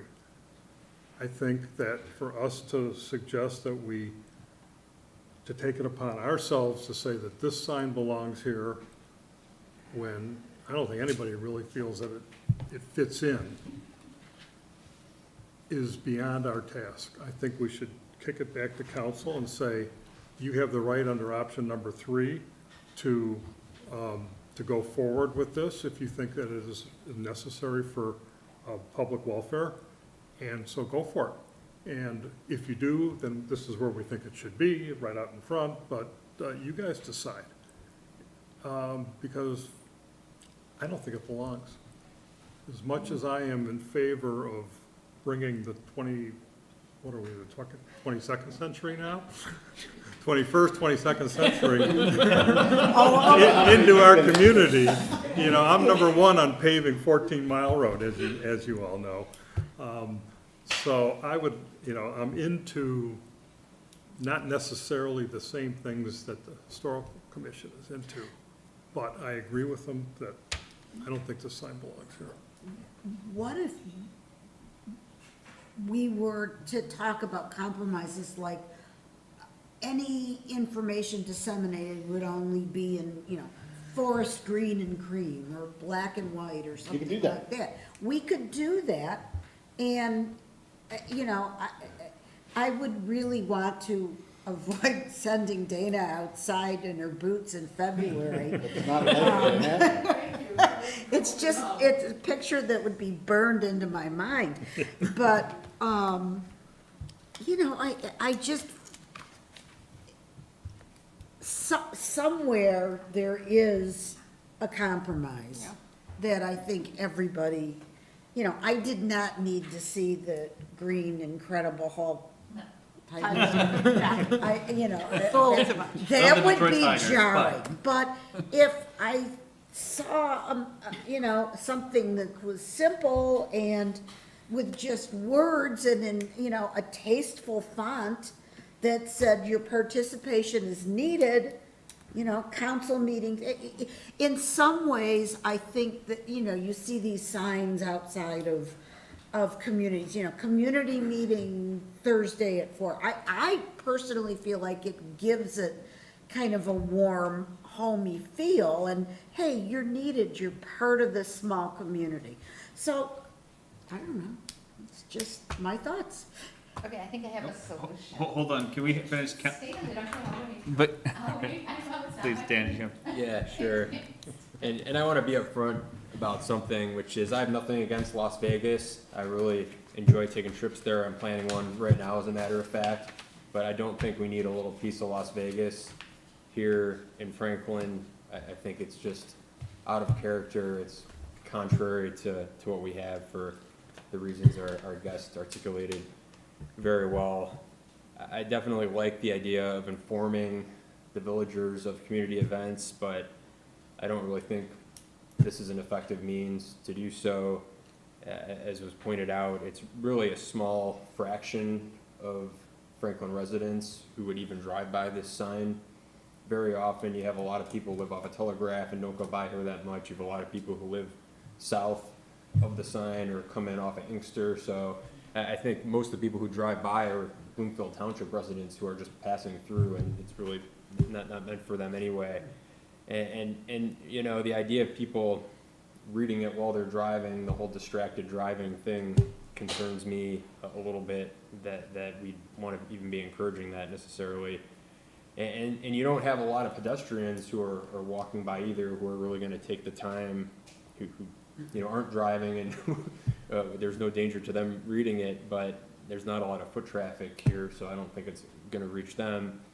And then another thing, so many of the events here, we've been through this before with what the village publicizes on the websites, but as I recall, because I asked at a prior meeting, we don't publicize FCA or Main Street events anyway, which is a good chunk of. Do we on the village website? I thought we don't. The newsletter, okay. Because I remember there being an issue with like all these events aren't listed in one convenient place, and it's kind of hard to find these things. Anyway, so maybe I'm off on that one, but. You're thinking of the calendar, they were saying a community calendar. Yeah, community calendar. We don't publish one of those, so we wouldn't be able to have a calendar on the sign apparently.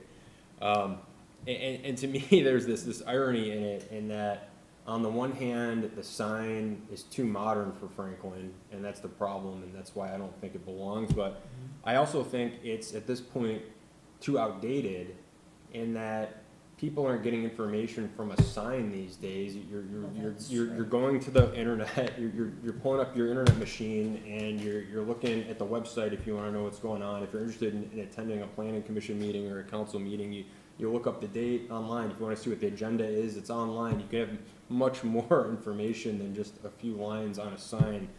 And email lists, you know, it's great to improve upon that. But to me, this is not really effective, and certainly I don't think it's a good use of village resources. Pete? So, you know, I guess my, I think I did kind of state my views adequately. But I would say that it's equally important that we all get along. Was that directed at me, Pete? And then, you know, I'm really trying, you know, I hate to see the trustees take the attitude that we're just gonna defy, you know, these opinions. So really making them see,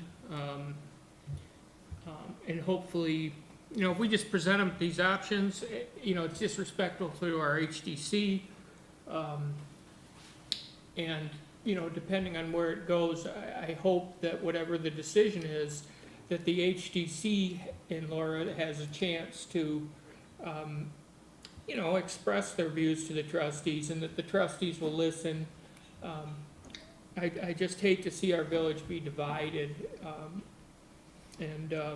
You know, I think we have that sometimes, and if the government can't be respectful of everyone's opinions, then it kind of sort of spreads out. So, that's it. Sarah, did you have anything additional? I mean, I just wanna, I think to Linda's point, I think the compromise is something's gotta change. I think that's the recognition point that we all are at, right? In terms of communication, something's gotta change. We gotta figure it out. I agree that I think this sign is far too modern. Nope. But like, the one that was presented here, if this was black and white or cream and black, you know, and only certain hours, I don't think that that is, I mean, it looks very similar to our Welcome to Franklin signs. But I agree with Dan's point. I agree with the fact that that's not how most people get their information. But I do think the recognition is though that council also from watching all of the meetings, they seem to be driving this in a way that they are really looking for something. Like they want this. And they are looking for us to really at least give them what we are thinking. And I don't think over the last few months we've been able to do that. But I hope that we figure out a way to give options that they can then deal with and can figure out, you know, like if that's a historic thing with them, you know, like I think at some point we also have to we are the planning commission, we are a group too, and everybody's say needs to just be able to be taken into their own space. As well. But I appreciate it, and I would love to continue, if you have suggestions on how to make communications better, always willing to take them and listen to them. I think it's just, the compromising point needs to come in at some point of how are we gonna fix this problem that we've identified is a problem, and where do we go from here? And we were asked to and did form a sign committee that Al and I served on, which was. But at that point, we were talking about existing street name signs and regulatory signs and that sort of stuff. Well, but We this were- idea We came. did talk about that. Yeah, we did. Yeah. A lot. But, and I think the other thing that is, you know, again, and you're right, you know, it's stupid. We shouldn't have to drive by and look at a sign, you know, so what is the answer? Sarah has presented answers that have largely been ignored. Well, Well, maybe not answers, she's done presentations that have, that's a poor choice of words. But the other thing is, we've got all these new businesses coming in downtown, and, you know, is that going to increase foot traffic? Would it make that sign more, that I don't know. I mean, I hope that it will increase foot traffic, but how do we translate that into more participation in the village and more knowledge of what's going on here? That's the hard part. Before I say something, Kathy, go ahead, and I'll let I you. feel like you can, like I You're just- good, you're yeah, good. like I want to. I'm sorry. Because I had this great idea. Well, my first question is, we've talked a lot about sending out an e-blast lately. So you're probably thinking the same thing. What if we send out a monthly e-blast with all the upcoming meetings that's planned on that month? And then like we have specials, like when we do a public hearing, when we send out an e-blast, reminding everybody about that. Right. If people sign up for the e-blast and they're willing to. That's the I have problem. 800, maybe that would get more people interested, and that would be a lot cheaper than getting the sign. Right. Sure. So Correct. that's one way to connect people in their homes right there. But if you wanted to put something out there, my thought was, I just had this image of using like the sign, the wooden sign that you created, or whatever, that one with the pole and the topping that says Franklin Village. But what if we were able, because most of the signs that we're gonna be putting up, for the most part, are things that happen regularly. Planning Commission is always on, whatever. It's the same sign. Planning Commission meeting today. Yeah. Council meeting today at 7. Roundup coming, if you wanted to put that out there, if you had vote today, at the church. The same meeting, it's the same sign you're gonna put up again and again and again. And so to me, do we need it to be electric? Can we get a magnetic, they put the magnetic signs on people's cars? Could we have like a metal thing that you have like multiple magnetic squares that you wouldn't have to put the little things up, but you'd have to walk outside and pop the magnetic sign up to say Planning Commission today. And so yes, you'd be going out in the winter, but it would be one on each side, and it would be the same, it would be easy and cheap as can be, and should weather well, and you'd want to make it look nice, so you'd have to have somebody to make it. But to me, that seems like a cool option that isn't lit up, but it is like basically a kiosk that's on 13 Mile Road that is visual and large enough that people could see it if they wanted to. Changeable, too. Awesome, thank you. Okay, so, thank you for all your comments and things we've talked about. So this has been a hot topic for council for a while, since October, almost a year, right? So they've been. Started last spring, actually. Okay. You mean in 2023 spring? More. 24, okay. But we had discussed it in October of last year, too. That's true. So, but it became more pressing in the springtime of this year. And council was looking for an update to the municipality. Now, I think that, Chris, you did a great job, I think, of outlining what the options are. If we were to do an ordinance amendment and council was to make a change to the ordinance, we would need to do a public hearing next month to discuss any changes or recommendations for Chris to write an ordinance. And then council can have approval. The other consideration or thought would be also is to take what these three options are to council and say, hey, these are the three options we're considering. One of them does not require an amendment change, but it's kind of it seems to me like a nuclear option with the option 3. But we're on, otherwise, I don't think that we should circumvent the HDC in this, because I think the historic nature of the village needs to be taken into account with any signage that we would do. That's option 1. That's option 1. Yep. And then option 2 would be an approval exception from, that's from where the HDC would not need to be. And Which is also kind of overriding the HDC. so option 2 and 3 override the HDC, right? Yeah, they all do, right? But none of those preclude conversation between the council and the HTC or anything else. That's correct. The issue ought to be that it's adequately explored. And ultimately, the council still has to make a decision, a policy decision. Correct. About how they're going to deal with this, notwithstanding whatever it is the HTC chooses to argue. Could we also make a suggestion that these are our options, but we would also, strongly encourage you to save the money on the sign and let's put a concerted effort towards improving communication in the village? I mean, Interesting, I'm sort of giggling here because the question of communication has been a strong discussion point with the council for some time. And this came up as something that was virtually instantly changeable, could cover any kind of event, discussion, whatever. Right. On a daily basis, on a weekly basis, whatever. And it was a means that we haven't used or tried. And the council's had some of the same concerns that you guys have expressed about the absence of folks coming in and going, oh, yeah, that's really cool. I mean, last night, there was an activity in the church. Yeah. Was that on the website? It was in a newsletter. It was in the newsletter, right? But it wasn't necessarily, unless you read the newsletter. Because it was not a village, Sponsored. sanctioned activity. This was sponsored by the League of Women Voters. But it was talking about the candidates that would be running for council. Wow. And so you could have gone and participated. Yeah. And so this is a huge communication concern. People there. There are how many? They're like 10. Was it recorded? Yes. Oh, good. From the League of And Voters.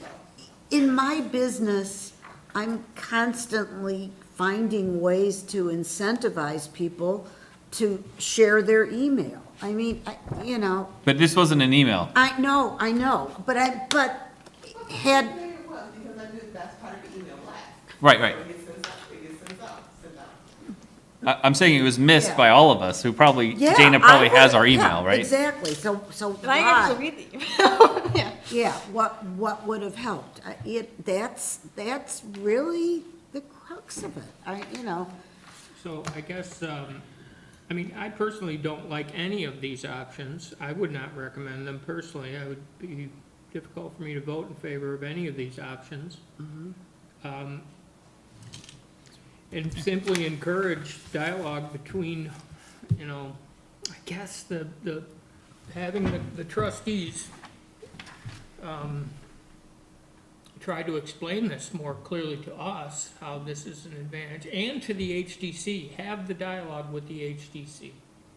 I feel like, you know, there are many good reasons to put out more information, we all agree with it, but, So what about an opportunity for you to send a message to council? Yeah. And have your own little planning council workshop? right, That's what I was suggesting. and Yeah. HDC And workshop, HDC. that's a good idea. And just have an opportunity to sit down and hash it out. Yep, I agree. I mean, earlier today, you were talking about getting along. You can't get along if you don't talk. Absolutely. Right? You know, it's so ironic to me that we talk so much about how we need to talk with the residents more, we need to talk, I feel like we need to talk amongst ourselves more. Have more open communication so that it's not news to you that they want an electronic sign, that they're all talking to each other, and there's at least an awareness of it. You're not making a policy decision, you're just, it's informational, I mean, we have to do it in a workshop, we can do it, but So- how would we go about doing that? Thank you, that's my question. You can only have a few council members together at one time. Well, you can Yeah, always. I know, but a workshop. Here, let Roger answer, please, yeah. It would be A joint meeting. Right. So this would be a workshop, it's, open meeting, as long as it's posted, so they know that you can only talk about what you put out what you're gonna talk about, so it would be the electronic sign. So you can't talk about anything else, you can't make a vote, but you can hash out any issues you may have. And that's perfectly legal. Yes. As long as it's posted and you stick to what it is you've said you're gonna do. As I was thinking about next month, we've got a council meeting on, was it the 9th or something? 14th? One suggestion is that you take a memo that you guys have put together saying, here, we've gone through all this stuff, here are our concerns. We're not anxious to recommend that you do any of this, but we think we need to talk about communication. Yeah, we need to find the root of the problem. I love that idea. Yeah. Okay, We ask for a workshop then, like an hour before council? it's part of the You memo. could do it any one of a number of ways, but I would take your time about it, and I would do it at this next meeting. Give yourself some time to word carefully what it is that you put together. Stuart's a master at that. So you're saying present it at the next meeting and then do it Well, the later legal, than I that? would have it done in time for the legal committee to look at it the week prior. so that they see what's coming, and maybe then there'll be some suggestions about those next Right. steps. Right. So, I mean, Pete, you outlined that you would not be in favor of any of the three options. I mean,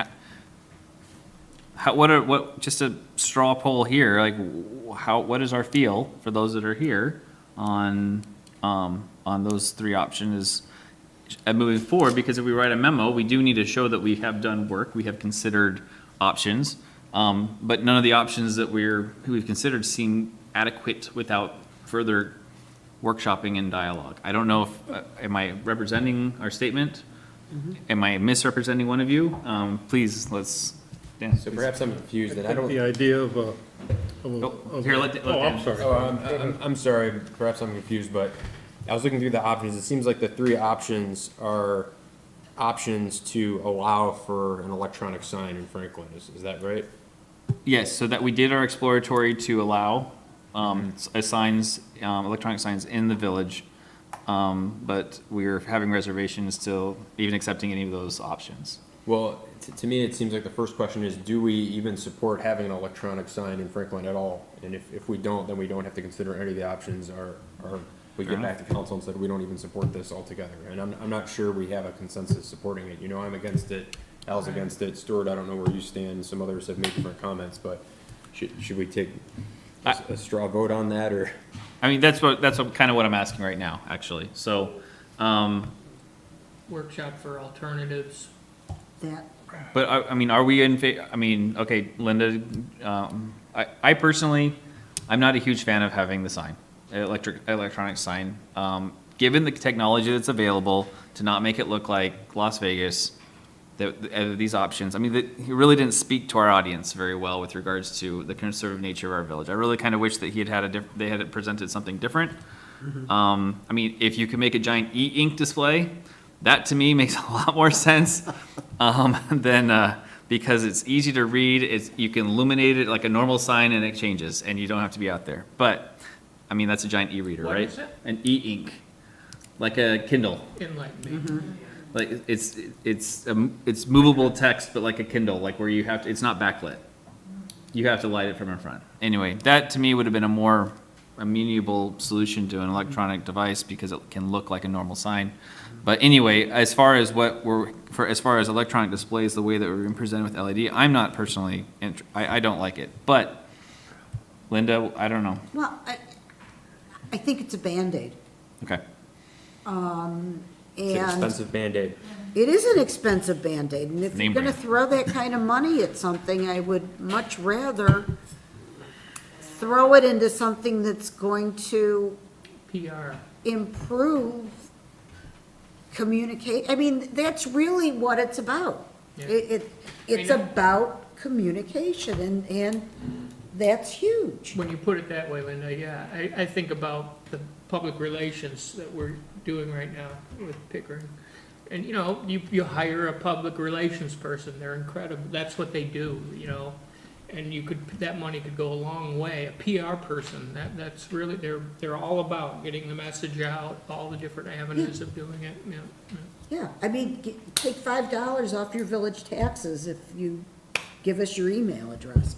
I mean, you know, trust me, they'd be lining up for miles. How many mills? That's right. We're gonna buy them, that's what we're gonna do.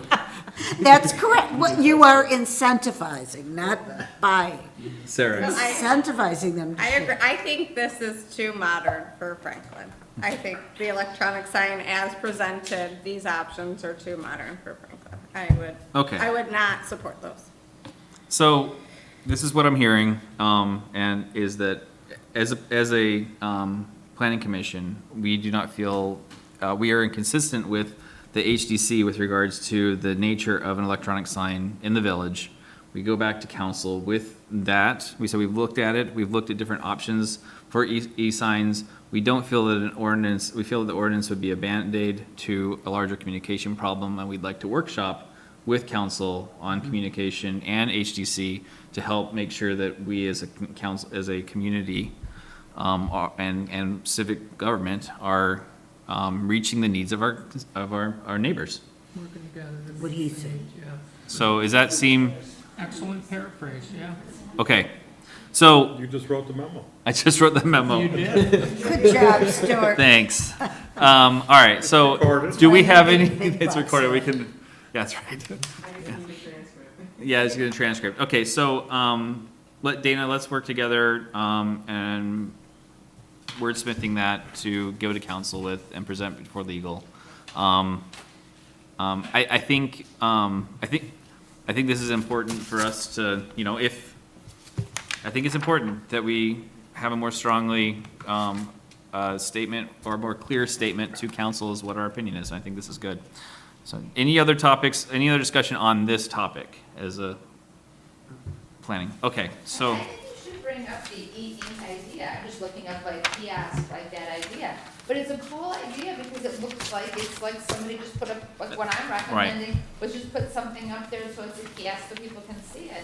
And it's digital and changeable, so it might be okay. thank you. An Etch-a-Sketch. Huh? Like an Etch-a-Sketch. No. Yes, an etch-a-sketch. Dana, what about Outside with your galoshes with an etch-a-sketch. Like, Yes. This was fun. But I'm leaving. thank you for your service. forever? What, yeah. I usually have to pull out my vet card. to get I that. know, but that's you. No, you're amazing. We appreciate you. Yes, yes. There, we've done a lot of laughing. Hey, you. Oh, yeah. Thank you. Yeah. Let me know before your last day, I want to take you out for a drink. That's our done. We have a month in which to get that done. Cool. I'm coming too. Thank you. You'll be You coming taking, too? go departure gifts right up to the last hour, yeah. There's been some discussion about a vet across the street. That'd be nice. Good. Nice, nice. We'll see. Thank you. Put in the newsletter. You guys have fun. Yep. Thanks. Thank you. Yep. Yeah, we've had a quite discussion. So, the next order of business would be discussion on pathways. Do we have much of an update for pathways for tonight? So we have, Sarah, I believe you have, I presented that last month. I think we were waiting on the information that we had for the one pathway. We were gonna talk about that. okay, so nothing, no update, we need to get back together. Well, I think. Oh, thank you. I'm glad you recognize my communication.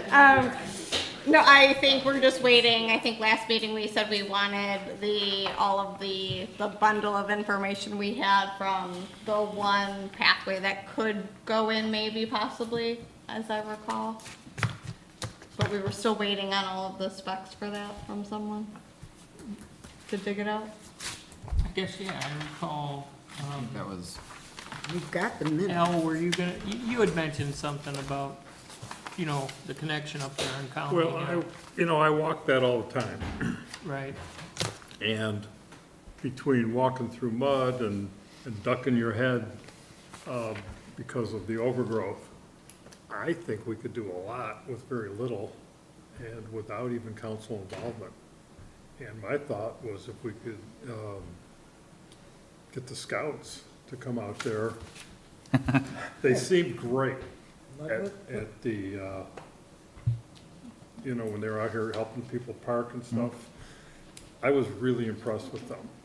And I think it would be a couple hours with a few adults. you're talking about Irving, is that, or the? Yeah. Oh, okay. A few adults with, trimmers and maybe one wheelbarrow and somebody's bringing in some wood chips that we get. And I think we could improve that a lot in a very little amount of time how, and make it a lot more usable. so I guess the question is like, would we need permission to do that? Well, I don't 'Cause it's know our- why, it's our Right, property. right. You're right. I mean, the Boy Scouts, or the Scouts came in and did behind the Historic Museum 15 years ago. They didn't ask for permission as far as I know. I mean, maybe they did, but that was about I the mean, we extent. can give them, hopefully we could give them some public service whatever the points that they need or Right, earn. no, they do. And I think it would be a good experience Yeah. for them and for the adults that worked with them. I mean, we'd need a few bucks to buy wood chips. Yeah, but maybe we could get Bingham Farms to give them to us. They got a big pile in their parking lot. Yeah, or heck, how much can it cost? Okay. Right. You know? Yeah, I'll so, pick 'em. so that's an existing, that's an existing pathway that we would be helping to maintain, right? That And would I think we encourage. could do that without any additional authorization, It's a great idea. or just be, like Pete said, be a matter of buying, 20 bags of mulch. So would it be natural or artificial mulch? No rubber. Asbestos. Of course, you had to bring that up. Artificial Thank you. turf. Thank you. All right. So even though he's wearing a suit, he does say jokes. Okay, so. He's got a sense of humor. He does. I know he. Well, you didn't spend more time with him outside. It's fun to talk to. Okay, so. Do we want to vote on that? So do we need a vote on that? So here's the thing that I was thinking about though, like these pathways are meant to benefit the community, right? So I'll tell you, so the Boy Scouts or the scout troop that's in the village is under the sponsorship of the FCA. So the troop currently is under the sponsorship of FCA. So it could be an FCA directed activity that scouts participate within with the community. So that was kind of the direction how that would operate, because it would be under the auspice of the FCA also volunteering the opportunity, right? So this wouldn't be creating the opportunity for the scouts, but it'd be FCA helping direct, because they're our chartering organization. So that's how that would most likely operate. Now, as far as money donations and things like that, I mean, first and foremost, I think it's a great opportunity from a recruiting standpoint for scouts to see that we're out in the community volunteering, right? But also a good opportunity for the FCA as far as recruiting as well. The FCA is actually doing something for not just their property. So I see a mutual benefit for both FCA and scouts in that And I regard. think we could collectively raise enough money I think easily to pay for our needs. $100 for a cubic yard of wood chips. Right. I was just gonna say, I'll donate the first $100. Right. Me So- I think it's a chipper, someone to do a chipper, there's so much wood that you can just stick in and make your own mulch. We can, Instead of burning it. Right, yeah, there you go. but we'll need a place to put the trimmings. So, okay, so, I mean, there's really nothing to vote on here for us, other than this is a proposed idea that we can present to FCA and the scouts, right? Yes, yes. Do we, So, go ahead. oh, I was just gonna say, Kathy, would you be able to talk to Al, or just say, would you guys want to invite the scouts, and we can pick a date, and sounds like it would be a go, if everyone's on board. So, I think it would be, I mean, I guess I think that if we're gonna do something big like that, let's let's invite the community too. Yeah. Right. Because the more hands, the better, Put and, it on the newsletter. yeah, so I think we would wanna have an opportunity to invite everybody. Awesome.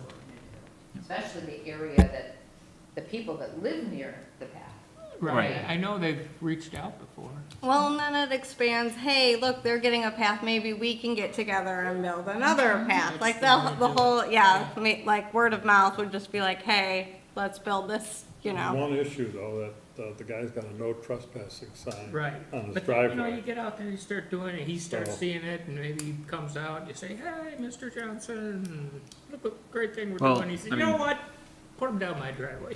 I'm not sure he understands that there's an easement there. no, I've never spoken he's to been spoken to about it before by council members, so it's not, I mean, Right. so, but no, it is a public pathway, so, It's staked, yes. so. Okay, so good. Thank you. So we'll reach out, talk to Alan, and figure out for the scouts. All right, new business. We have the election of officers. We put it off already until September to do this because we wanted more of us here for this. Paul's not here, but he knew this was coming as well. So Dana, do you want to talk us through the process for, or Chris, either one, the process for election of officers? Do we do this once a year? And Basically, what you do, you open up the nominations, and once the nominations are made, then you vote on who you want. all right, thank you. I'd like to nominate all the people that are currently serving to serve another year. Can you do them all at once? Actually, you can't. You can technically. Cool, cool. Can you announce those roles, please? So we can put it in a record. The offices that are open are chairperson, co-chair, and secretary. Now, those that are in the office can say they decline that office, or they can accept the nomination. And you can nominate yourself if you wish. You can nominate yourself if you wish. I would accept the nomination. So, as I said last year, that I think it's important for us to take turns to do this role as chairperson. I'm happy to serve another term. I wouldn't decline that. I do, but I also think that it's, it's also important at some point for us to hand off as well. So I would not be opposed to another nomination, a nominee taking over, but at the same time, I would accept in this case, so. Do you want to just, obviously we know who the chair is, but who is holding those positions at this time, just for a matter of record? So we know Stuart is chair, we know Keith is co, and you are secretary. So does someone want to second Al's nomination? Is that how it goes, right? I'll second it. All in favor? Aye. Aye. Any opposed? Okay, motion carries. Thank you for your trust. And hopefully I can continue to do adequate work as chairperson. We tolerate it. I know you do. Oh, come That's what it feels like. Yeah, I do have a lot of improvement to do, so I appreciate your willingness to suffer through me again. Next is the consider separate rules for and regulations for historic district R lots. Now, so I mentioned this briefly, we don't have to make any decisions on this today because it's the first time we've seen this. Chris, I think the direction that we've been given is to go through to see if there were no specific ordinances that we were given exact tasks with, other than maybe the open burn ordinance is the only one that maybe, that I know of that might be prohibitive for them to utilize to burn leaves or burn in their property, even having recreational fire based on easements and setbacks. So the question is, it seems like a very large task, but with regards to the regulations and ordinances that we have that have setbacks that do not apply specifically to our R4, are there ordinances that we should modify that would that we should identify to modify that would be specific, or are they sufficient for R4 essentially? So meaning if a setback exists for the village at large or for all the other districts at large, and R4 does not participate due to their dimensions because of the smaller lots in the village, is there a need for a change? And how do we identify those? So- Go ahead. Are four of those the smallest lots in the village? Yeah. And where do they extend? Do they go beyond the historic district, or is it pretty much Carroll? R4 is a very limited area, pretty much actually. Carroll and German Mill? No, it's the attached units. Say it again? It's the attached units on Ravine. Oh, The That's con- interesting. Was the that the condos. intention of the Those condos? trustees? I need clarification because I thought it was more historic district, maybe. It's in the historic district. I'll show you what the zoning map looks like. Actually, Dana, could you bring it up on the projector? Is that possible? From the website? That'd be great. It should be under community maps on the website.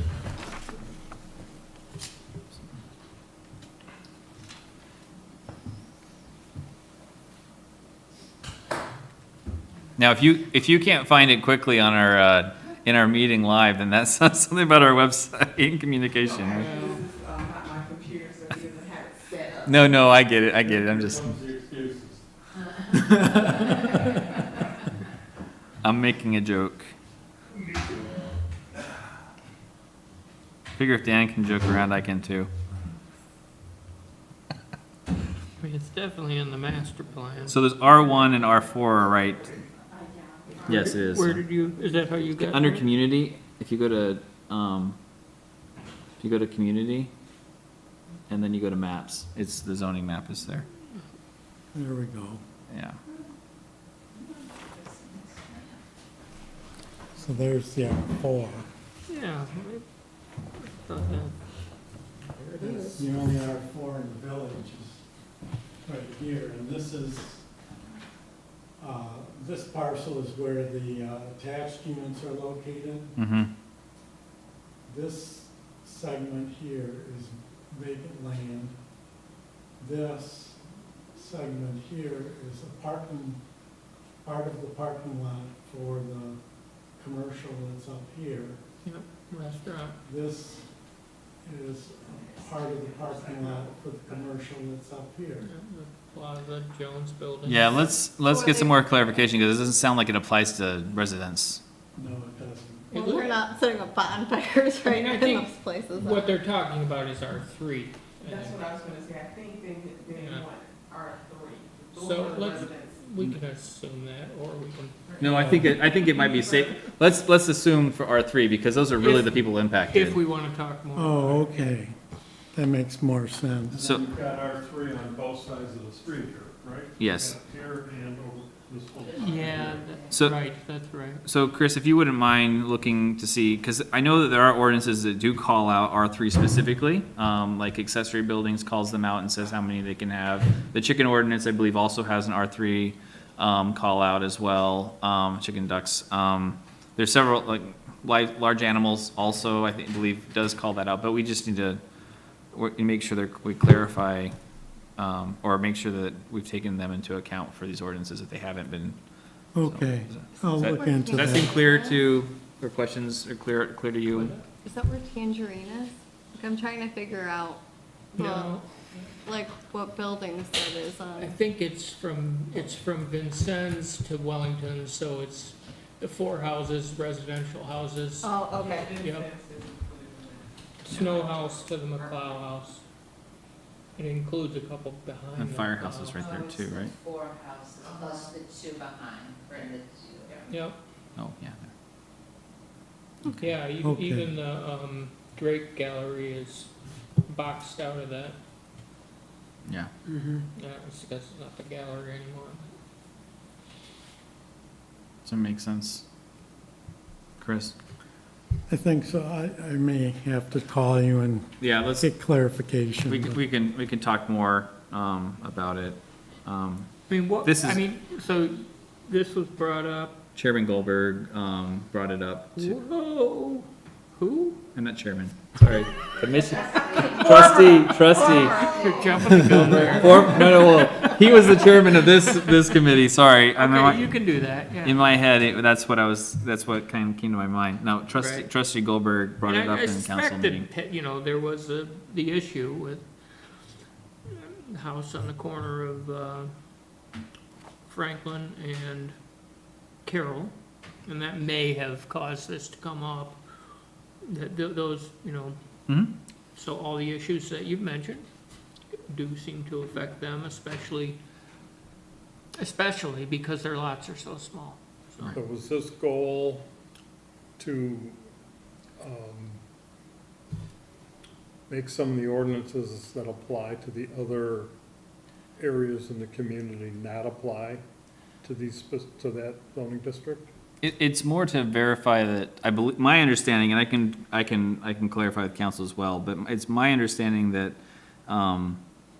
some of the ordinances might not have taken the R3 into account when they were written. Like the burn ordinance, for Or- example. but we did. But we did, right, we did, but Same with in those cases, though, there could be ordinances that, that don't take into account, and we should either yes, rightfully so, they shouldn't apply because the lots are too small for X, Y, Z reason. But at least know that we've taken them into account before, rather than just they've been left I out. mean, obviously, it would really be Chris, going through this, and Yeah. it's kind of a, if we had more idea, like what specifically Right. are you referring to? Otherwise, we do have to do a pretty thorough study of all our ordinances. Well, I To- think to be I in. think we should ask council, Yeah. first of all, do you mean R3, not R4? Yes. And secondly, is there any specific ordinances that you would like us to pay attention to? Yeah, I agree. And then we can have a more coherent discussion over here. Yep. Sounds good. Thank you. Okay. See how I move on? So next topic is consider defining, clarifying the items for open burn ordinance. Okay, so we have spent an extensive amount of time on open burn ordinance in the past. Those of you that remember from, I believe, last year, we talked about it. And we went through and defined bonfires and other types of fires. I intentionally did not have it included, I wanted the current ordinance included in our packet, because mostly, what it comes down to is the council gave us direction, they want to know if we feel that bonfires are a permitted or a permit or non-permit required activity. And mostly it comes to the confusion of what is a bonfire? And so if a bonfire is,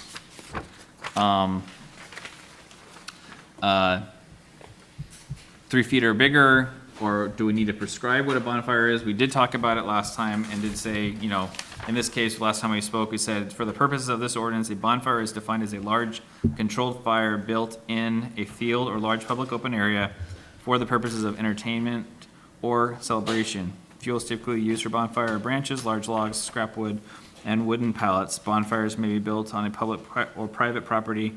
A permit shall be required prior to creating a bonfire. Now, that is what we had talked about in the past. The current ordinance actually does not require a permit for a bonfire.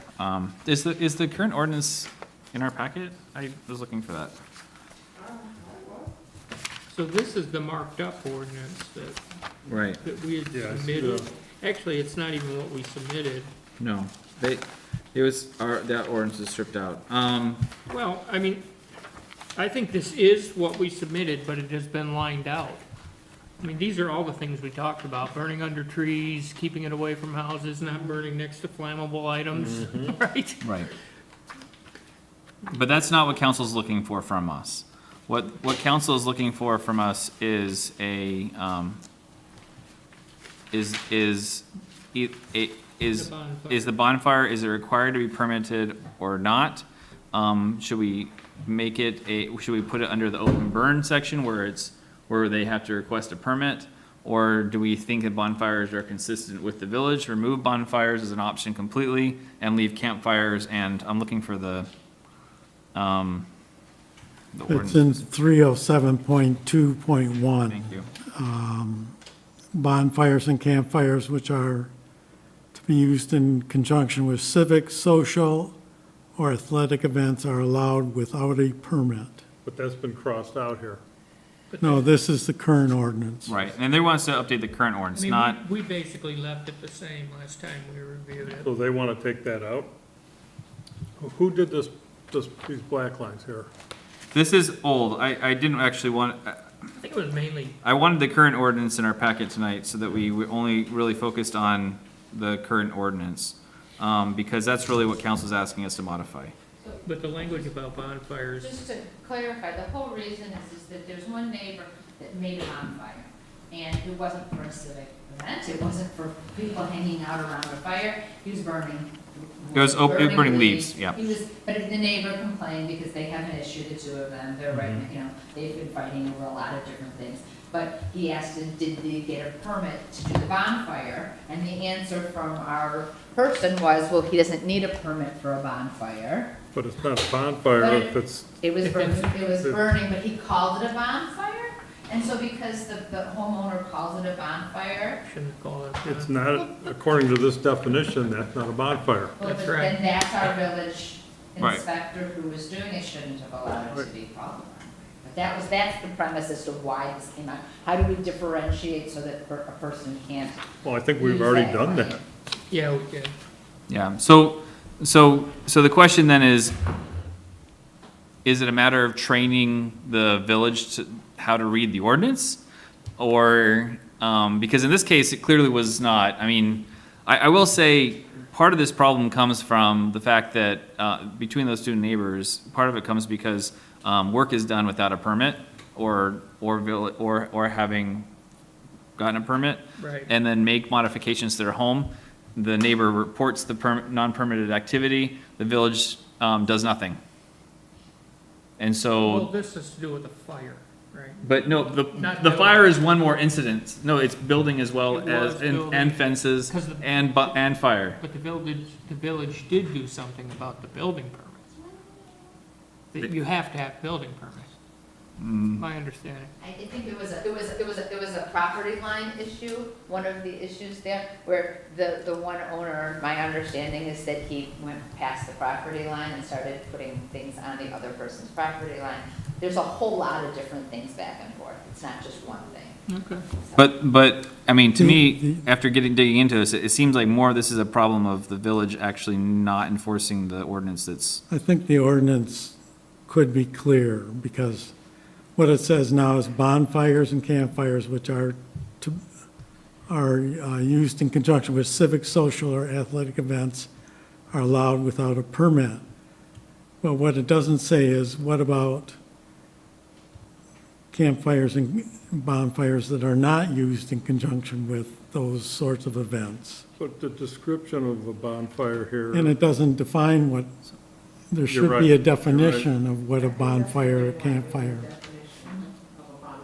Well, we gave it to them. There's stuff that's left out of the current ordinance. so, I go just ahead. have a clarifying question. So are we saying that a campfire and a recreational fire are essentially contained in a pit, right? And then the bonfire is not contained in the pit? That's how I'm reading it? Is that, Well, the current ordinance does not Does not say that. say that. well, it just says controlled. So I'm trying to figure out what controlled means in this way. Because it does spell out contained for recreational fires, but I guess that's, I understand the not having the definition when I'm reading it, and Here. I'm like, okay, I have a fire pit in my backyard, and I'm like, and I'm trying to think of like the math. This is like- the ordinance. I think we could reword this sentence pretty easily, Chris, to read bonfires and campfires are to be used in conjunction with civil, social, or athletic events and are not required to obtain a permit. See, You just take out that, which is the word which, and you make it that they have to be used in conjunction with a civil, social, or athletic event. What about just a family campfire in the backyard? that's social. That's social. That's But standing in the backyard, the leaf blower blowing fire, blowing a leaf blower into your leaves, into your ring, doesn't Your necessarily open burn. count. You got your open burning in the backyard. You can get a permit for open burn. So, I talked to the police chief, the fire chief about this. And the stance of the fire department is, we can write the ordinance however we will, as long as, but what their stance is they want to make sure the fire is contained, controlled, and able to be put out easily, That's right. right? So This is they're, all what we went through last time. Yeah. I spoke with him, and that's what he told us, and we wrote up an ordinance. and there's their stance has not changed, right? So personally, and since filling out a permit is not onerous, it is literally going to their website and filling out a form and reading the ordinance that's there and saying, yes, I will abide by the ordinance. Now, I will say that ordinance is out of date to this one, and that needs to be updated. So I've already told Dana and Roger that their website ordinance is out of date to the one that is actually been acted for 4 years. He already come in. He's out, okay. All right, so my opinion on this is that I think a campfire and bonfire should still be permitted. I don't think I think that without a permit doesn't make sense to me, because regardless, we don't have fire hydrants. And it's not onerous on the end user to fill out a form and say, hey, I'm going to have a bonfire between these or a campfire tonight. I can agree with that. And the fire department will get a notification. You read through the ordinance, what you have to have available at your bonfire, campfire, cooking fire, recreational fire that's inside of a ring, whatever it may be. It's not an onerous step for my neighbor who's having a fire to say, hey, fire department, I'm going to have a fire here. I'm not telling you to like invite you over for brisket, but I am letting you know that. Well, I mean, it has to do with that timing issue, because I don't think you can apply for one at 6 PM, and then go out in the backyard and make your Well, you bonfire. also have to have your fire out by a certain time. By dusk, You yep. do, But if yeah. you wanna have campfire, you're gonna have that at maybe 10 o'clock at night, and you do that, that's different. Right, that's why I would say it should not require a permit, that you can have you say, you know what, let's go out in the backyard and roast some marshmallows. We don't need to call for a permit on It that. says it doesn't call an exception for that. It says all fires shall be totally extinguished at or before sunset in our current ordinance. Right, and We would have to change I'm that. not a big fan of that. Oh, man, I'm not an ordinance. But I remember But I'm that reading this it is the whole so thing different. about we're Okay. too restrictive, we're too, Mhm. boy, I thought I was being a good Boy Scout and making it so that we're gonna really, we're gonna have some control over this, but, if it were my way, I'd say, no, they can go out in the backyard and have a campfire if they want to. Why do they have to be out by dusk? You don't light them in It dusk. should be an exception. Yeah. For campfire. That bonfire. sort of seems, It seems more restrictive in that regard. Well, either way, the requirement also is that someone needs to be present and a means to extinguish Yeah. the bonfire. A fire needs to be available. Hose, I think, Yeah. in the existing one. Right.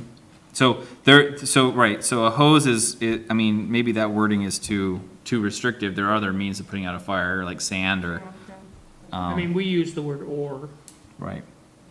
So we don't have to make a decision tonight, because we're presenting this as new business tonight. But think on this, think on it. And if council's looking for a narrow idea with regards to bonfire, however, it's not unheard of that planning goes back to and says, you've opened a can of worms.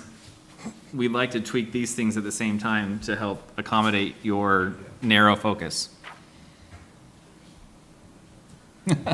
Thoughts? All right, Kathy, go ahead. One more thing, what's the consequence? We don't really have Well- consequence to a lot of our ordinances. We say you're not allowed to, well, what do we do? There is a consequence. There are penalties that falls under the penalties of the count You of, can get a ticket. Municipal civil infraction. yep. Also, just be a good neighbor, like my neighbor and I, Yeah. we share, our backyards are right there. We just say, hey, we're Put gonna that in have a there. fire tonight, you cool? Yeah, Sharing great. brisket. Assuming you like That's it. right. J- I mean, we have a fence, so it makes nice neighbors, but the idea is that You have- I'm happy hearing their little kid out there excited to have the fun. Those things make me happy. And just so you know, the state of Michigan has a burn ordinance requirement, and our ordinance can be more restrictive, but not less restrictive to their ordinance. So, Find out what that is. well, Dana, do you mind forwarding that email with the links to that to Commission Planning?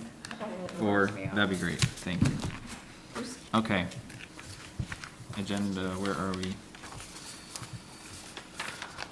Any more comments on fires, campfire, open burn ordinance?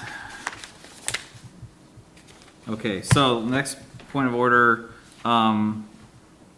the December meeting for planning commission is, currently late into the month. the 18th, 18th, I believe. The second Wednesday, On the 11th, and you would like to move it to the 8th. No, it's, hold on. It's on the 11th. I've got it on the 11th. It's on the 11th. Yeah, we usually move. Okay, then, no, yeah, then keep it on the 11th. I was thinking it was the third Wednesday of the month and not, It's on the 11th. Only in December do everything goes up. okay, so I didn't update my calendar. So keep it on the 11th is what I was proposing to do. Putting it on the 11th is what I was proposing to do. If it's already there, then that's moot. Okay, so, never mind. That means, is it Check. time for my favorite part of the meeting? It is. 11th of December. Motion to adjourn. Second. Aye. Aye. All in favor, aye.